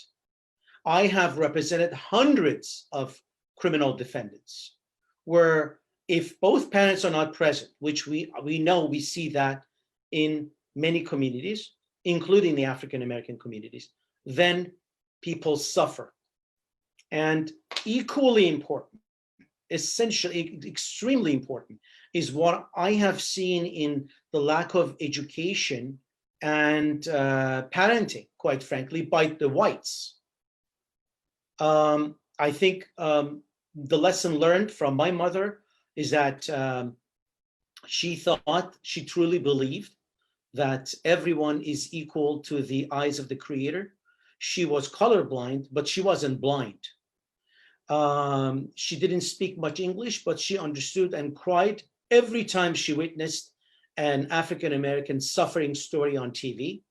And she had tears of joy every time she saw African-American triumph, because she understood the history of the United States. And she wasn't from here. She immigrated into this country.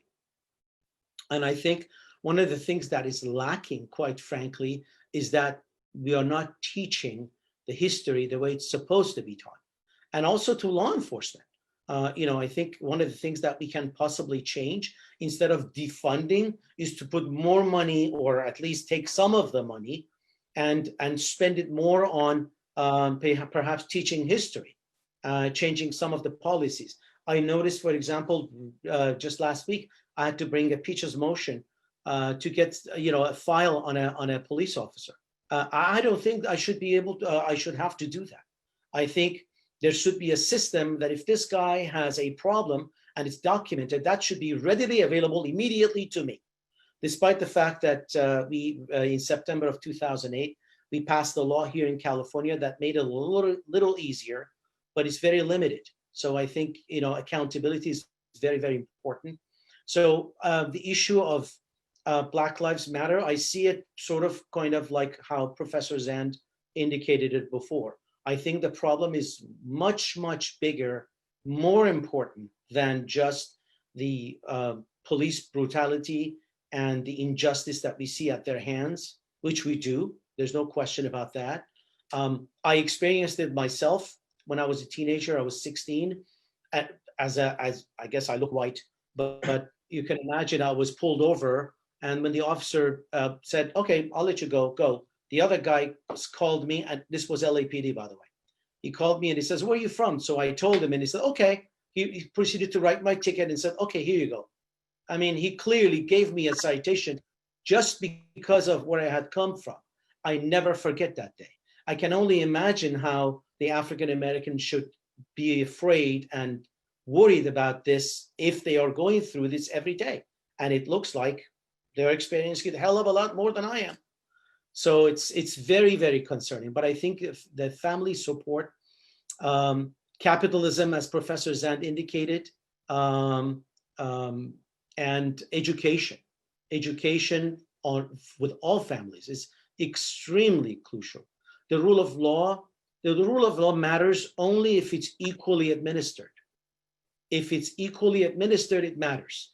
And the story that really kills me, that hurts me, even more than Mr. Floyd, is Mr. Aubrey, that was hunted and killed. I was on a radio show days after that event, and I said, I bet you that the camera guy is going to get arrested.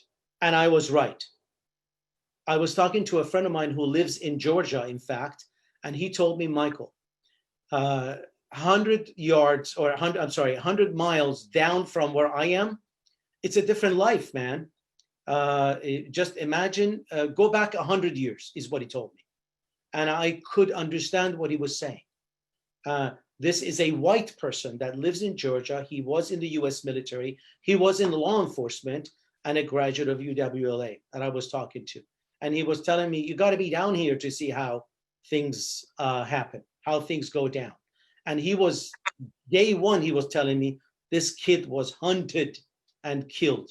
That should never be okay with any of us. It should bring outrage.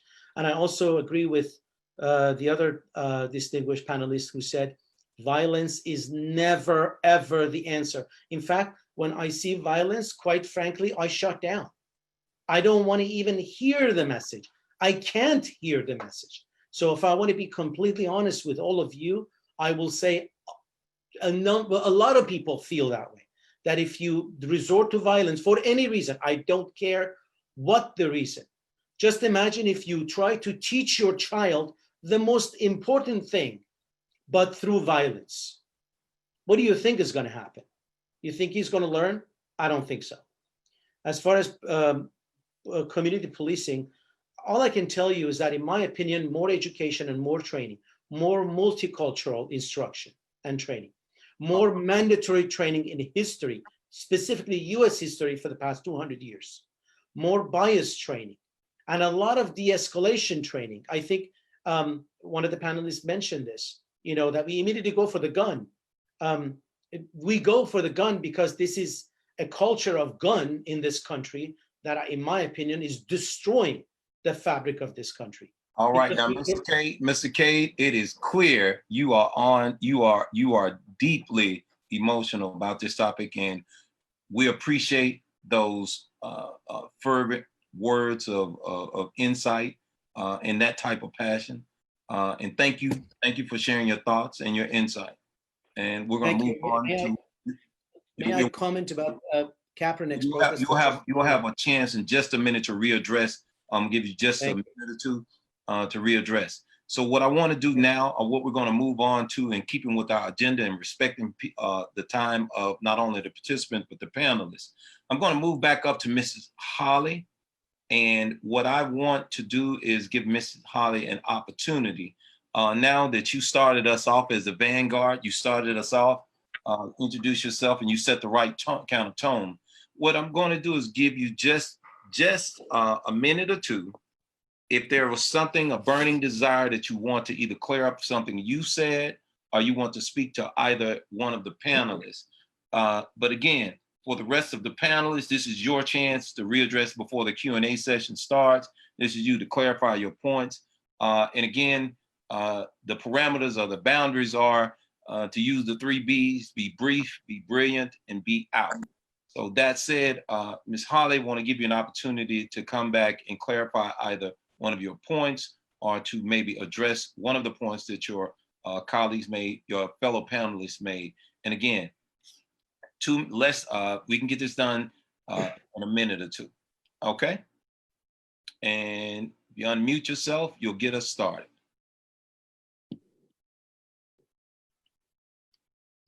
There you go. Okay, can you hear me? Yes, ma'am. I really appreciated hearing what the other panelists had to say, particularly those who were previously in law enforcement. I think those are important voices to hear as well. I actually come from a family of law enforcement officers, which it's interesting that I went the complete opposite route. So I do have a healthy respect for the complexities of that job. But you know what? I mean, I just really am always looking for the police to, abide by the rules as set forth by the US Constitution and the state constitution and the rules that have been set forth in their own manuals. And, it just makes it difficult when they don't do that, when they don't tell the truth, when they, brutalize citizens. And I think that even those on the panel who are former law enforcement, I'm pretty sure would agree with that. That's all we really want. So that's it. I appreciated hearing from everyone. Thank you so very much. Really, really appreciate that. All right, Mr. McLaughlin, if you would unmute yourself in 1 to 2 minutes, just to readdress your fellow panelists, or maybe clarify a point that you may have made earlier. Yeah, thank you. Police are instruments of policy. So you have to have good politicians that are making policy that the officers and the police department can execute. So if there's a problem with the police, I'd certainly look at the politicians to make some change there. Rioting is self-defeating. I think protest is patriotic, and that's the way it should be. Yes, we've come a long way, but why are we here again? We're here again. It's like it's the hope and history situation. Reparations could go a long way in healing the divide. I don't see how education, though, is going to stop police misconduct. I think that the tangible things I talked about, accountability, officer selection, charging criminal conduct, oh, that'll stop it right now. Absolutely right now. And, violence shuts you down. Well, what about police violence? Does that shut you down too? I mean, I don't see the two being equally the same. So that's my additional comments. Thank you. All right, thank you, sir. All right, Mr. Zane.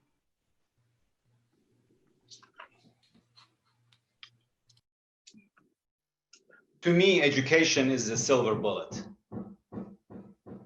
Education can do magic to our society, for our society. It's the pathway for equal opportunity. Without education, all those roads are shut.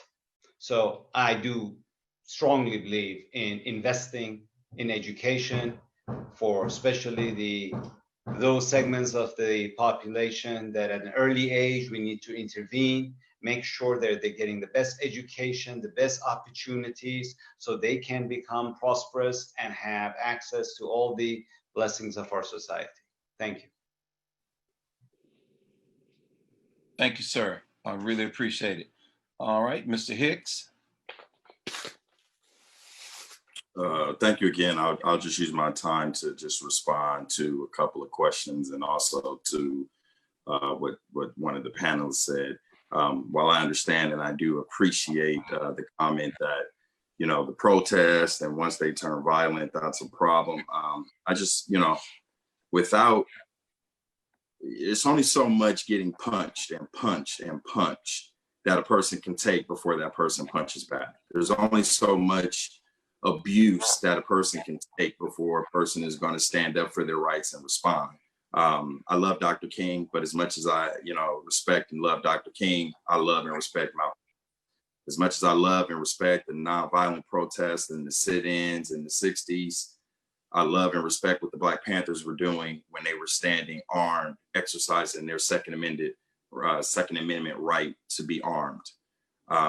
Pressure brings change. Pressure brings change. And if it had not been for these protests and these marches and I dare say even these riots, change may not have come. If it wasn't for all of these people getting together and showing how upset they were, those officers, I dare say, would not have even been charged. It was once the world was fighting back, once the world was showing that this is enough, once the world was saying that they stand with Black Lives Matters and they understand and respect Black Lives Matters, that's the reason why we got it. And we have to continue to make sure that we are embracing our rights, we're exercising our rights, and that includes the right to protest. And so with that being said, again, I defer my time. Thank you, sir.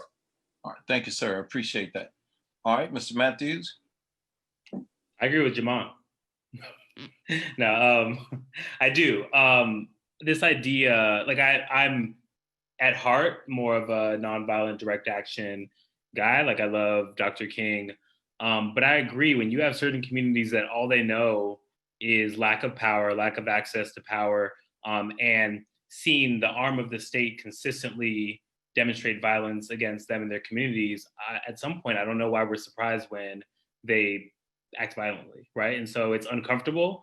I think that discomfort actually, I agree, I think that discomfort actually has triggered people. I mean, there's trauma, but I think a lot of elected officials are paying more attention because they see aspects of their towns that are suddenly burning and they're like, what's happened? But for the people that are really highly critical of the looting, and, I obviously, I want our small businesses to thrive. Like I said, I personally don't believe in violence, but I just don't know why we're surprised. I mean, this country was born out of violence. Like, revolution is normally violent, but we're suddenly shocked when people are demonstrating against brutality. And I think if you look at the founders, you see that. Excuse me? No, go right ahead. 30 seconds. Oh, yeah. But that's it. I mean, otherwise, I mostly agree with the comments. I think education is the key. I think we need a massive reinvestment in our communities because they have always been left behind. And I think that's the key when we talk about shifting resources. Education is really key. But if people have economic empowerment, if they have access to opportunities, then I think you don't get a lot of what you see in the communities, which is communities being over-policed and over-prosecuted. Because we haven't even really talked about mass incarceration and the 2.2 million people that are in our nation's jails and prisons. All right, outstanding. Thank you, sir. All right, Mr. Fox. No, I just want to say action by example. I mean, the only way we're going to move forward is if we actually make the change ourselves. And nothing wrong with protesting, but violence is definitely not the answer. Education is, as Mr. Zan said, I completely agree with that. What I don't agree with is going out there and setting us back. If we go out there and scream, some people think that it's going to get attention, but if we set a better example by striving for education and moving up the ladder, I think that's the better route to go. And yeah, Dr. Martin Luther King's good. And what happened to Huey Newton, the Black Panther, I get it. And Bobby Seale, but the only way the African-American community, being affected is going to get somewhere is definitely not by violence, but by action, by example. So I'll give my time. Thank you. Thank you, sir. I appreciate it. All right, Mr. K. If you would unmute yourself, sir. To me, police violence, any kind of violence is unacceptable. So nobody can tell me any type of violence is acceptable. We may understand it. I could never understand stealing shoes out of a store somehow is going to bring change. It's not going to bring change in anybody's heart. And we need to change the heart. And when we talk about education, we talk about that kind of education with love and care, not just reading books. That's not the education I'm talking about. The education that my parents passed down to me so that I am colorblind. That's the education that I'm talking about. And only education shall set us free. What Dr. King did changed the world. What Mahatma Gandhi did brought down an empire only with nonviolence message. Their name would be nowhere, and nothing would have been done had they resorted to violence. So that's number one. And with regards to Kaepernick, I think he did what he did exactly when he was supposed to do it. Had he done it 1 second before or 1 second after the national anthem was being played, it would be making an objection in court at the wrong time, right? So your objection, you basically, you would waive that right. So I give him a lot of respect. And as one of the panelists said, that's exactly what Muhammad Ali did.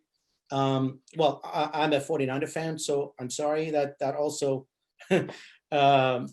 plays a part. I love football. I as much as I was hurt to see him kneel down, I applauded him because he stood up for something that I don't think anybody misunderstood. I think everybody understood. Some people didn't agree with it, but they absolutely understood what he was doing. I understand it, and I think, as Professor Zant said, he is a hero. He really is, and I think America is going to come to understand it someday, if they don't today. Thank you. All right, thank you, sir. All right. Again, we want to thank all of the participants as well as the panelists. This is not an easy path forward because many of you, as you've spoken, you've given historical perspectives as well as what you know, legislative and philosophical issues that have been brought to bear here to this evening. That said, as we move on to the next phase of our agenda here, what we want to do now is that we've had participants that have been patiently awaiting, and they've asked questions as early as from the very start. And what we've done is that we've tried to group some of these questions together, and we will either, I'll address this to specific panelists, or I'll put the question out and have any of the panelists that want to chime in on that question. And again, for the sake of time and keeping us on track, I want to remain tactful, but I may have to step in so we can move on to get to well over 30 to 40 questions. We won't be able to get to them all. So I say to the participants, as we move forward and where we go from here, we'll look to get those questions answered in some shape, form, or fashion. So moving into the question section, I'll ask the first question, and either participant or the panelists, what you can do, again, you can unmute yourself, right? Panelists, you do it, unmute yourself, and just be sure that you don't have any distractions in your background, and try not to talk over each other. And again, pay attention to, because I'll try to continue to keep the flow going. So here's the first question, and either of you can choose to answer this. And again, when there are pointed questions, and I feel that it's well within, it's respectful and courteous, I'll ask those pointed questions. So here's the first question. What would you consider constitutes too many complaints for an officer?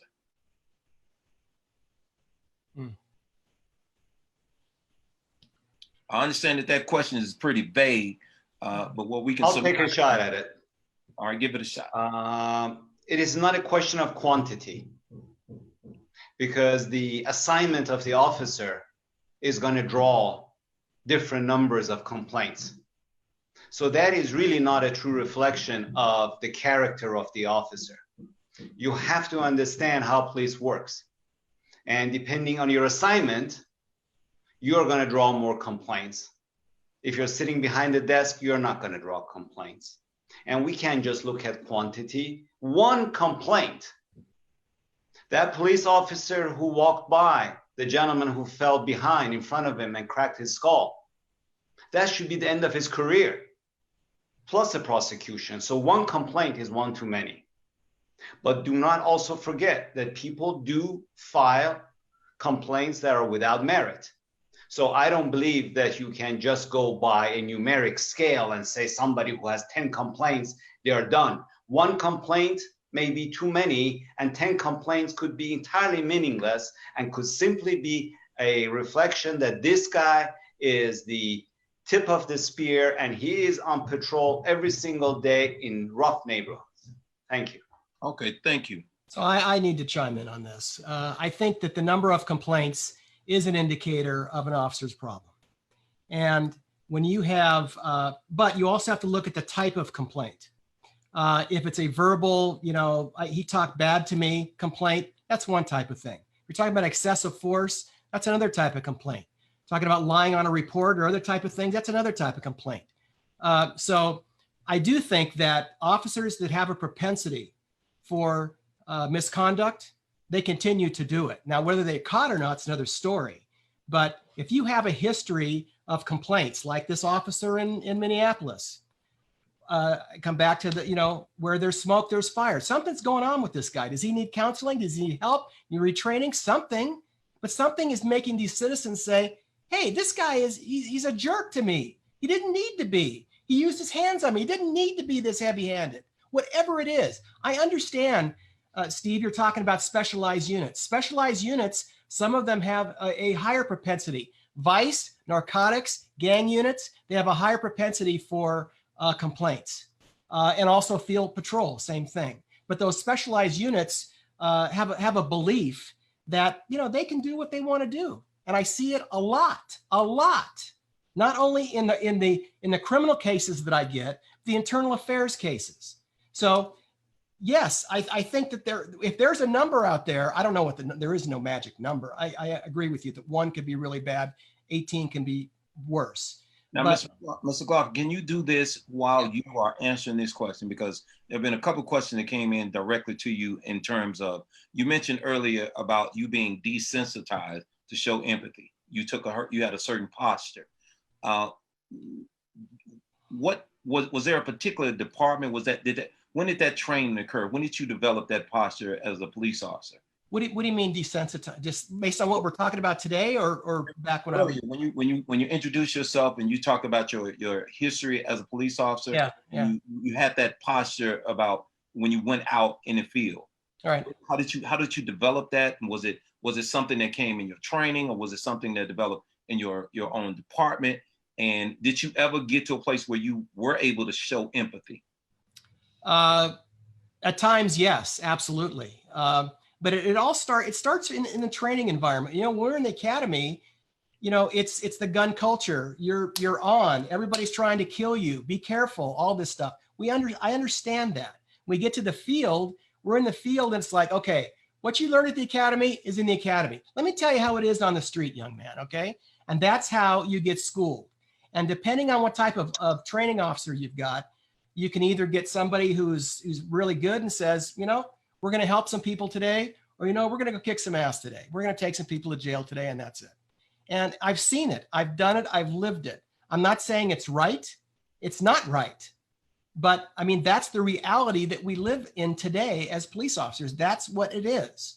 So, I don't know what else I can say on this, but okay. I think I may have covered it. All right, Mr. Fox, maybe you can chime in on this question. Now, you said you retired at the federal level. Is that correct? Correct. Okay, so at that level, was there a sense that if you spoke out against other officers, and this also applies to some of the local, but we'll go to the federal, and if any other panelists want to chime in on this, but if you did speak up against other officers, was there a threat or feeling that you would be blackballed or not? Fear retaliation? Was that a real sense of that? I came in my time in my career, I came across a few of those incidents, but I always held my ground, and if it was wrong, I reported it. And there was many officers like me. There are some bad apples in a tree, we're not going to deny that. In any type of setting, community, society, there's always going to be bad apples.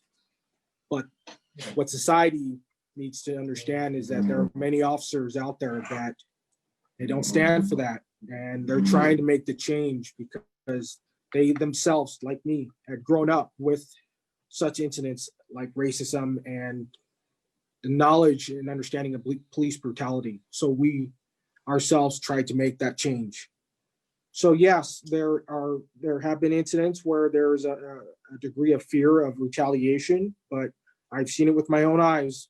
And unfortunately, in this incident, you know, these officers didn't do it, and I think definitely more infringement on, you know, reporting, you know, that the fear of retaliation needs to definitely go away.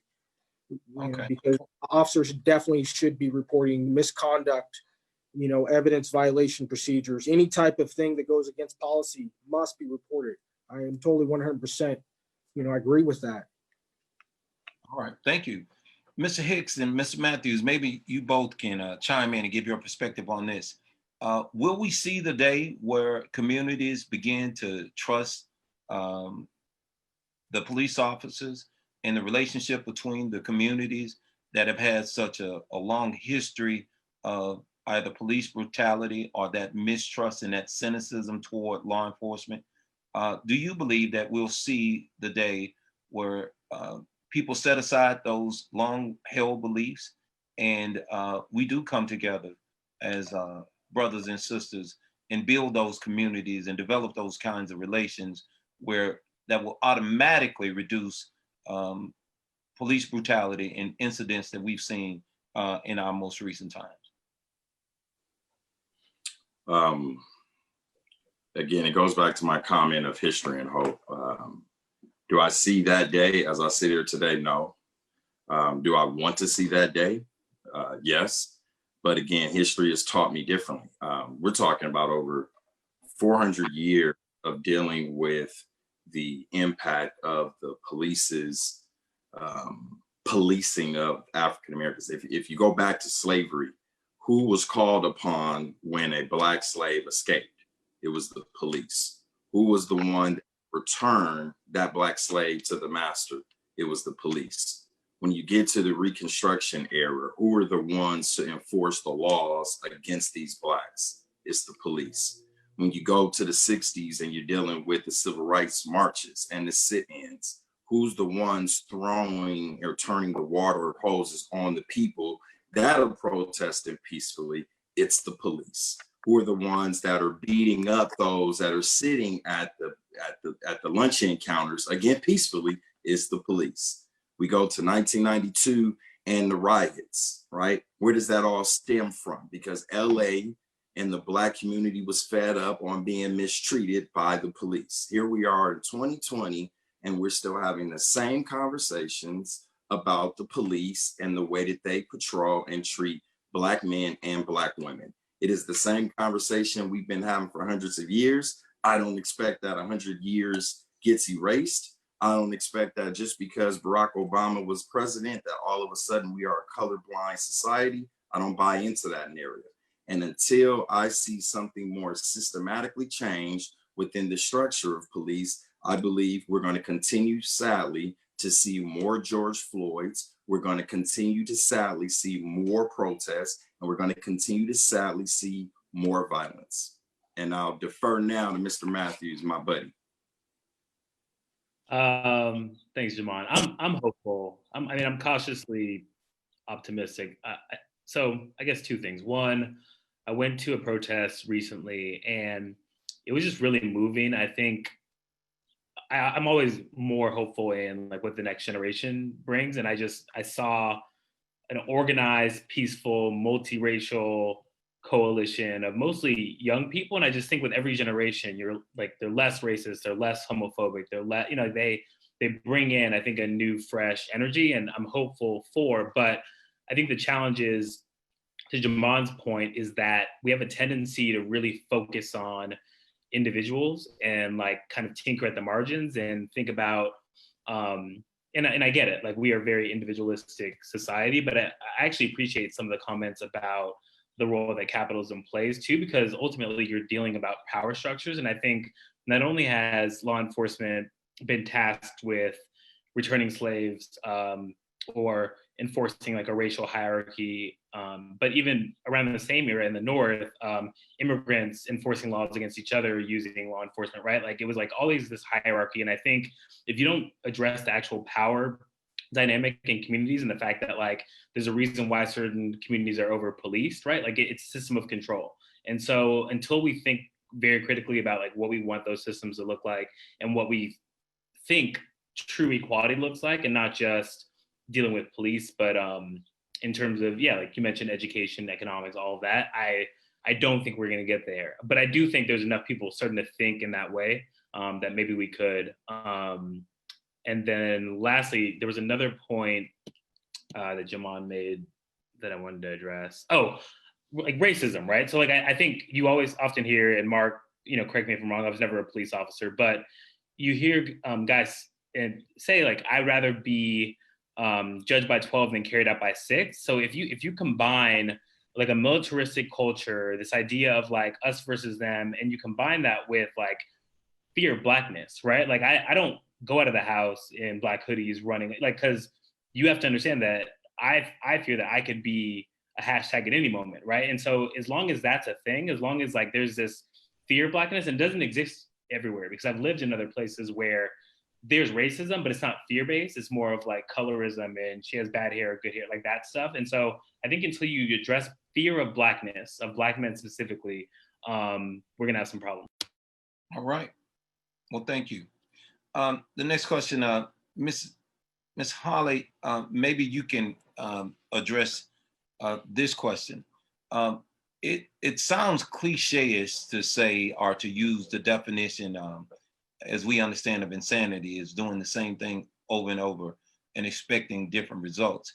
In our questions, what we did is that we mentioned the Watts riots, the riots after the assassination of the Reverend Dr. Martin Luther King, the LA riots. And as you can see, the protests that are here now are what we're seeing now. One of the things that you don't see, and the question that comes from the audience is, why don't you see, and again, we're not at this junction, we're not trying to be prescriptive, but this is more of your take on, why don't we see booths or individuals trying to start voter registration during some of these rallies? I think we do see that. I've seen a lot of that on my social media feed. I've been very encouraged by that. I do feel like these protests are different than what I've seen in the past. They seem to be more mobilized. They're obviously a lot larger and across the, I would say, country, but it's really the world. So I think that there has been a more productive and positive and direct focus this time around. And I am encouraged by that.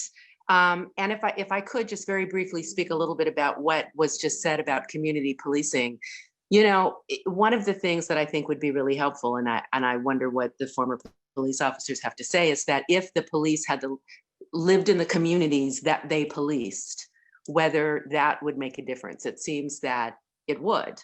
If you are a police officer who lives in the neighborhood, who cares about the neighborhood, because you live there, because you get to know the people who live around you, I think that causes you to have a different perspective and approach toward policing and toward your neighbors than if you, for example, to use a cliche, which is also actually factual, live in Simi Valley and you come to South Central where you don't have any connection, then I think that creates some real problems.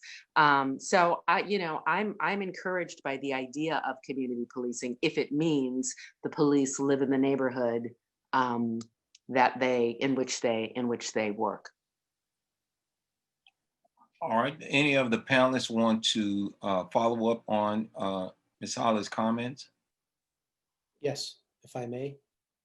I agree with Ms. Holly in one respect, specifically that community policing definitely works. There's no question.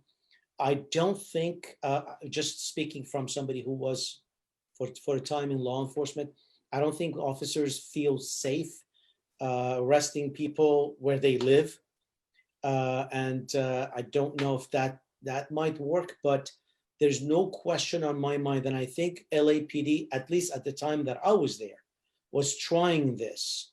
I don't know how successfully, quite frankly, because I haven't been in touch for a long time. They tried to put more police officers on bicycles and on, walking the beat, basically, because they wanted them much closer to the community, and you would literally serve in that particular community for a long time. So you get to really know everybody. Everybody knew everybody.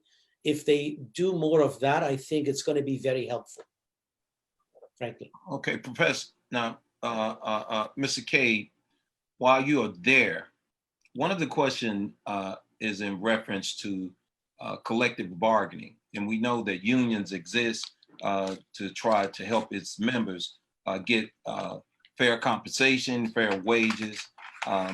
And also there's a certain level of protection when it comes to grievances.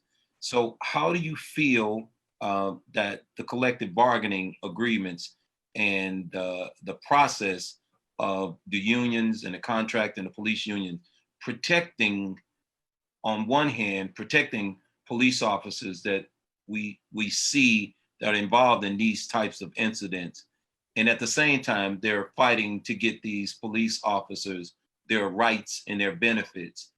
So where do you see that process in relationship to what we see happening now?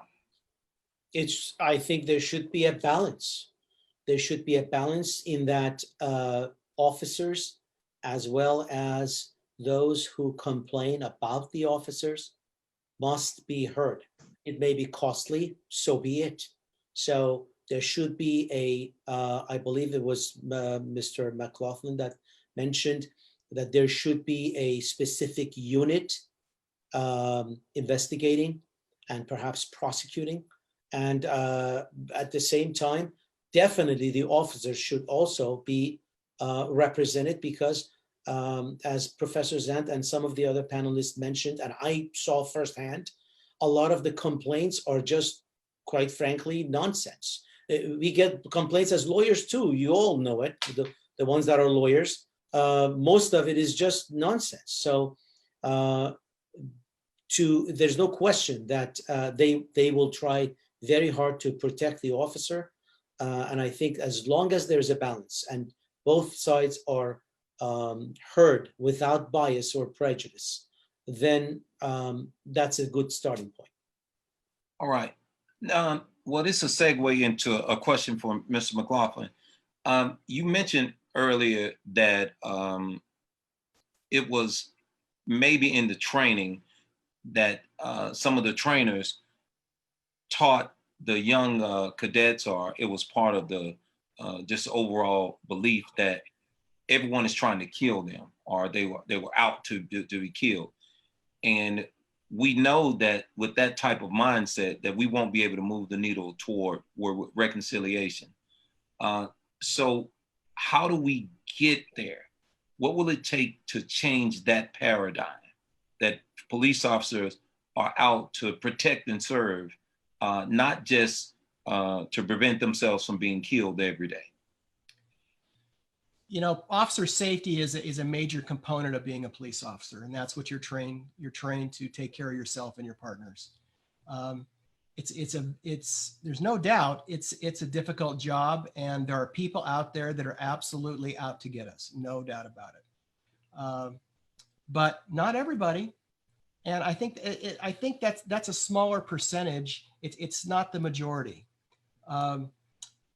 That has to be reinforced some way. So how can it be reinforced? Can it be reinforced by training? Yes. By just interacting with people, just ease.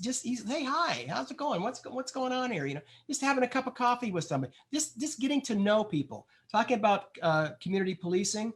Community policing is very effective as long as you stay with it. But sometimes it goes out the window when you got something else going on. It's like, well, you know, let's dial back on community policing and we'll work on something else. If we got these incidents or a high crime area. So I think it can change. Culture is very difficult to change. I would say this, that accountability will make the change. if the chief of police or the chief administrator of that law enforcement agency says, look, I'm holding all of you deputy chiefs, assistant chiefs responsible for what your people do. And they do the same thing down the line and the same thing down the line, and it keeps cascading down to the bottom. And if there's a problem, I need to know about it before it gets up there, and we're gonna fix this right now. I mean, those are things that administrators can do, but they have to be tough on it. You know, I guess I'm straying away from the culture side of it, but the culture is a very difficult thing, and that's part of the culture.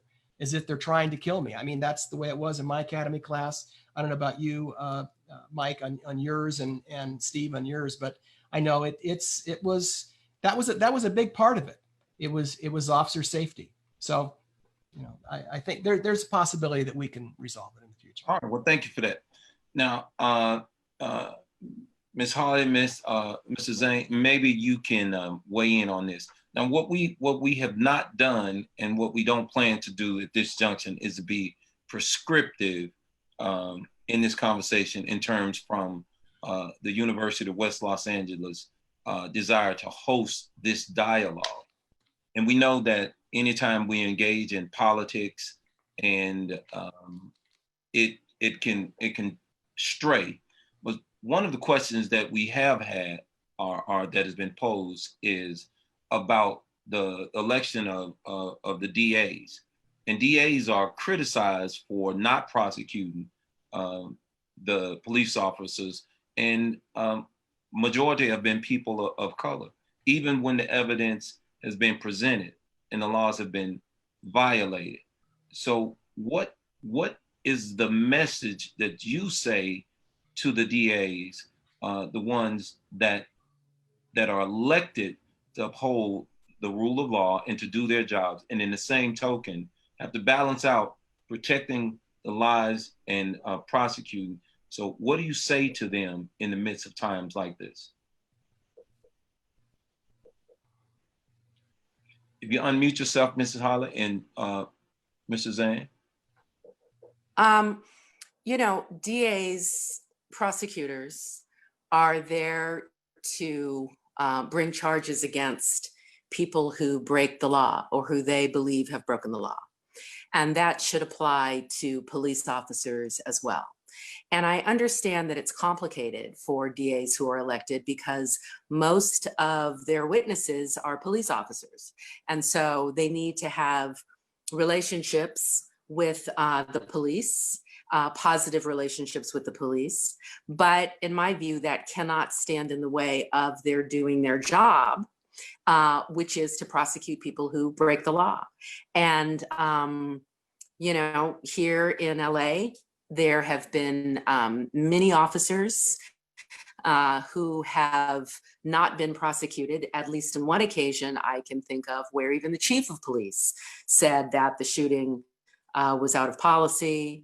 I believe, I could be mistaken, the officer was fired, and that officer was not prosecuted. So I get that it's a tough call and that it's a tough decision to make, but and as far as I'm concerned, that needs to go along with your job description. All right, Professor Zane, if you could do in about 2 minutes. To me, there should never be selective prosecution. We are all subject to the same laws.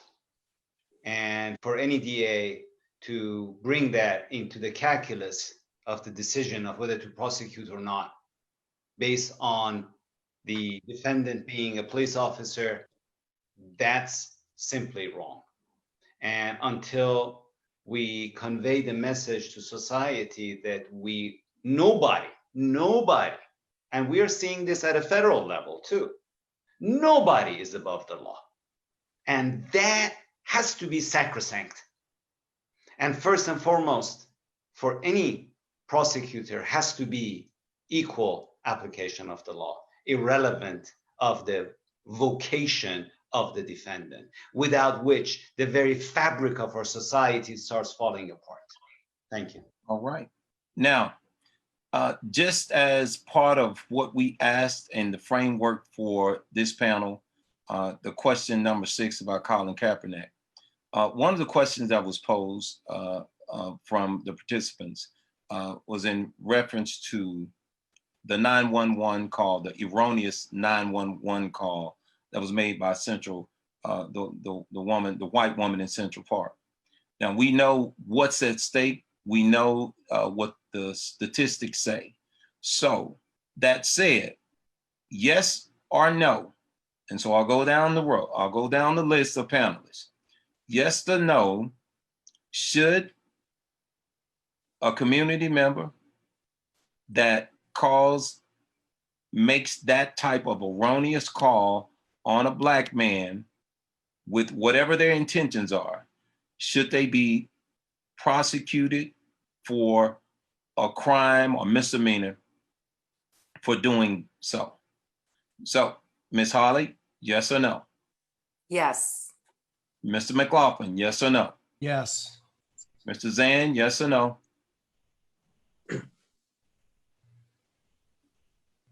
Mr. Zan, you got to unmute. If I understood your question correctly, yes. All right. And Mr. Hicks, yes or no? Emphatic yes. Mr. Matthews, yes or no? No, but I think she should lose her job. I don't think we should be expanding the carceral system more than we already have. All right. Mr. Fox, yes or no? Yes. Mr. K, yes or no? Yes. All right. Well, panelists, there have been far too many questions that these participants have posed. And what we will do is that we will compile a list of these questions, because what we don't want to do is to do what many of you mentioned earlier, is to allow this to become just another exercise in goodwill. The University of West Los Angeles, as well as President Brown, this was not opportunistic. He didn't jump at this opportunity just to wave the flag and say, hey, we'll get involved. There was some thought, and he had a team of folks that worked with him to try to get to this place. So that said, about the next few minutes or so, I'm going to ask President Brown to come back on, and we're just going to have about a 5-minute dialogue or so about potentially what could this audience, the panelists that we have now, some of the panelists that we invited, as well as those stakeholders, what type of actions, and I'm going to ask our technical staff behind the scenes to just maybe, if we could come up with 3 action items that a group that a panelist that you see that we've assembled so far, what can we do? What kind of actions can we take in moving forward? But before I turn it over to President Brown, I just want to, as a moderator, as a facilitator, I want to thank you all for being professional, tactful, following the ground rules, giving me the opportunity to be a part of such a worthy endeavor. I say to all of you that we're already suffering from the pain and enduring the hardships of the pandemic, the adjustments you have to make in your home life.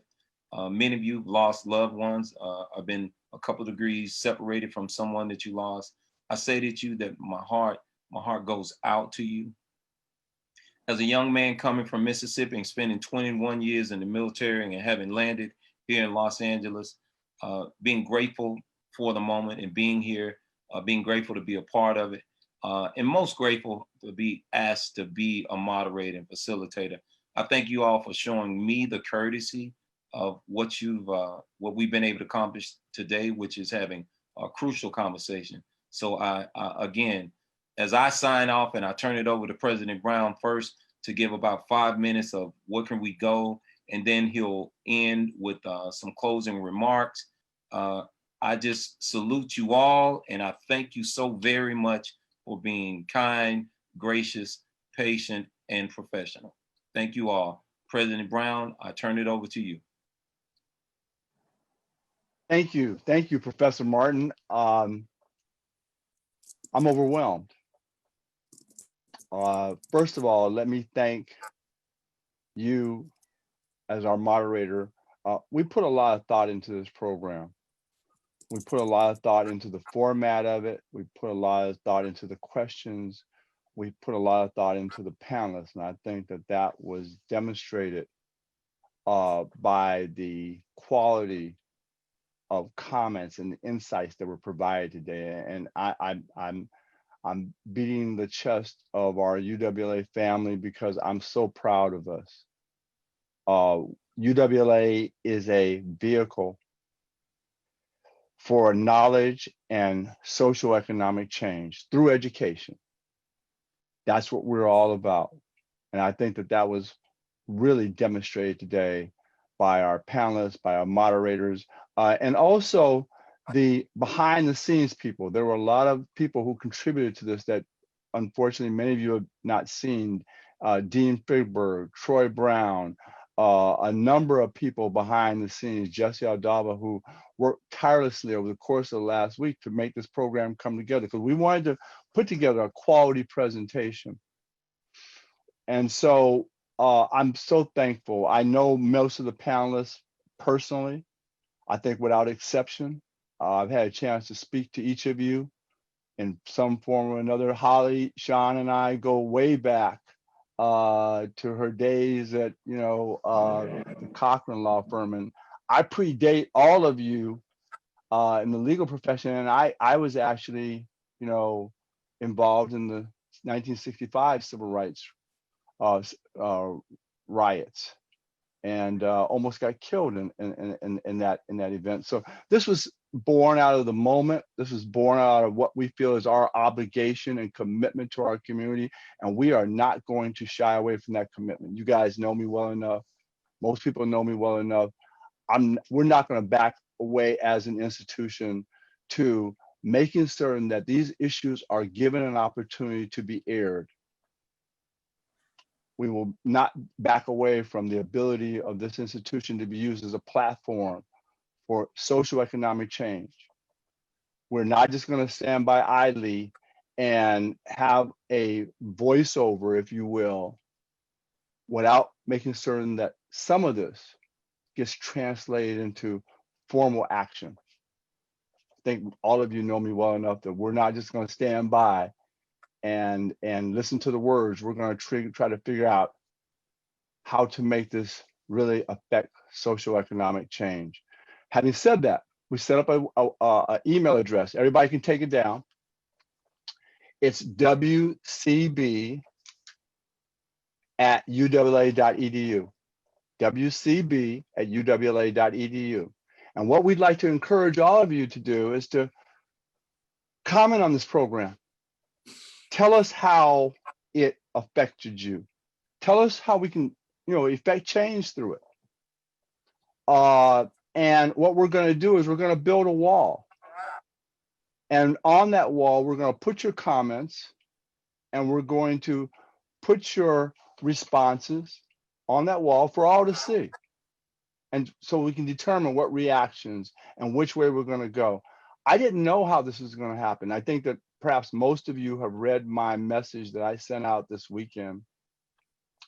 Much of it contains some very personal references that I was very concerned about, to be quite candid with you, as to how they would be received. When you speak for an institution, but you put yourself personally on the line that way, there are pros and cons of doing so, but I felt that it was best to instill my personal experiences as a Black man in this community into my feelings about what's going on, especially given the platform that I'm so privileged and so humbled to hold as the president of this institution. So I'm not sure where we are going to go with this, but we are going to go somewhere with it. We are not going to stop. I can't do that. My heart and my conscience won't allow me to stop here. And we're going to formulate a plan. We're going to involve many of you. If you want to play a role in it, if you want to help us determine how to steer this, I'm open to it.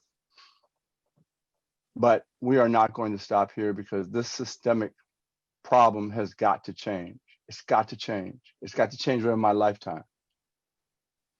I remember as a kid, I used to really admire the police. And as they would roll by, you know, all of us would stand outside our houses and look at them with admiration and pride. And I remember LAPD had a particular motto that for me was just so awe-inspiring. And that motto was to protect and to serve. It was to protect and to serve. And I thought that that was so admirable until I became a teenager and a young man. And it became apparent to me that I was the one that the police were protecting the other aspects of society against. They were protecting and serving other aspects of our society against me because of the color of my skin, because of the generalizations and the racist and biases that they had just because of the way I looked. And that was really deflating to me because I, at one point in time, thought about going into law enforcement. I was actually recruited when I was in law school to go into law enforcement, and I decided to reject it and go in another direction. So I say all that to say that this is just going to be the start of the discussion and hopefully the action that will come out of that using the UWLA platform as a vehicle to try to sustain systemic change. I want to thank all of you. I want to thank the attendees. Thanks to all of you for your time and for your interest this afternoon. You spent a lot of time with us, and hopefully it's been very beneficial and advantageous. And we're not trying to change your mind per se, but what we are trying to do is to hopefully have a place where people can start to cultivate the types of mindsets that are open to affecting change. You know, I'll leave this with this last thought. A chicken is nice and comfortable within their egg. They're very comfortable. It's protective and it's comfortable. But in order for the chicken to really live, they've got to crack through violently that egg in order to come out into a new environment. Hopefully what we're going to start doing now is cracking through this egg of systemic racism so that we can come into a whole new environment where we can spawn benefits for everybody. I too have sons. I have 4 of them. And I don't want to go another night thinking that maybe they may not come home because of a bad encounter. Nobody wants that. Again, everyone, thank you humbly. I really so much appreciate everyone's involvement, everyone's time. And again, this is just the beginning. We won't stop here. Thank you. Thank you.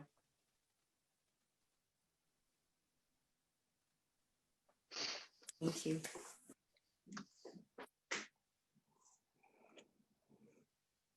Perry, turn it back to you. And that concludes our panel discussion. Thank you all. Everyone be safe, be smart, and have a great rest of your evening and weekend. Bye-bye.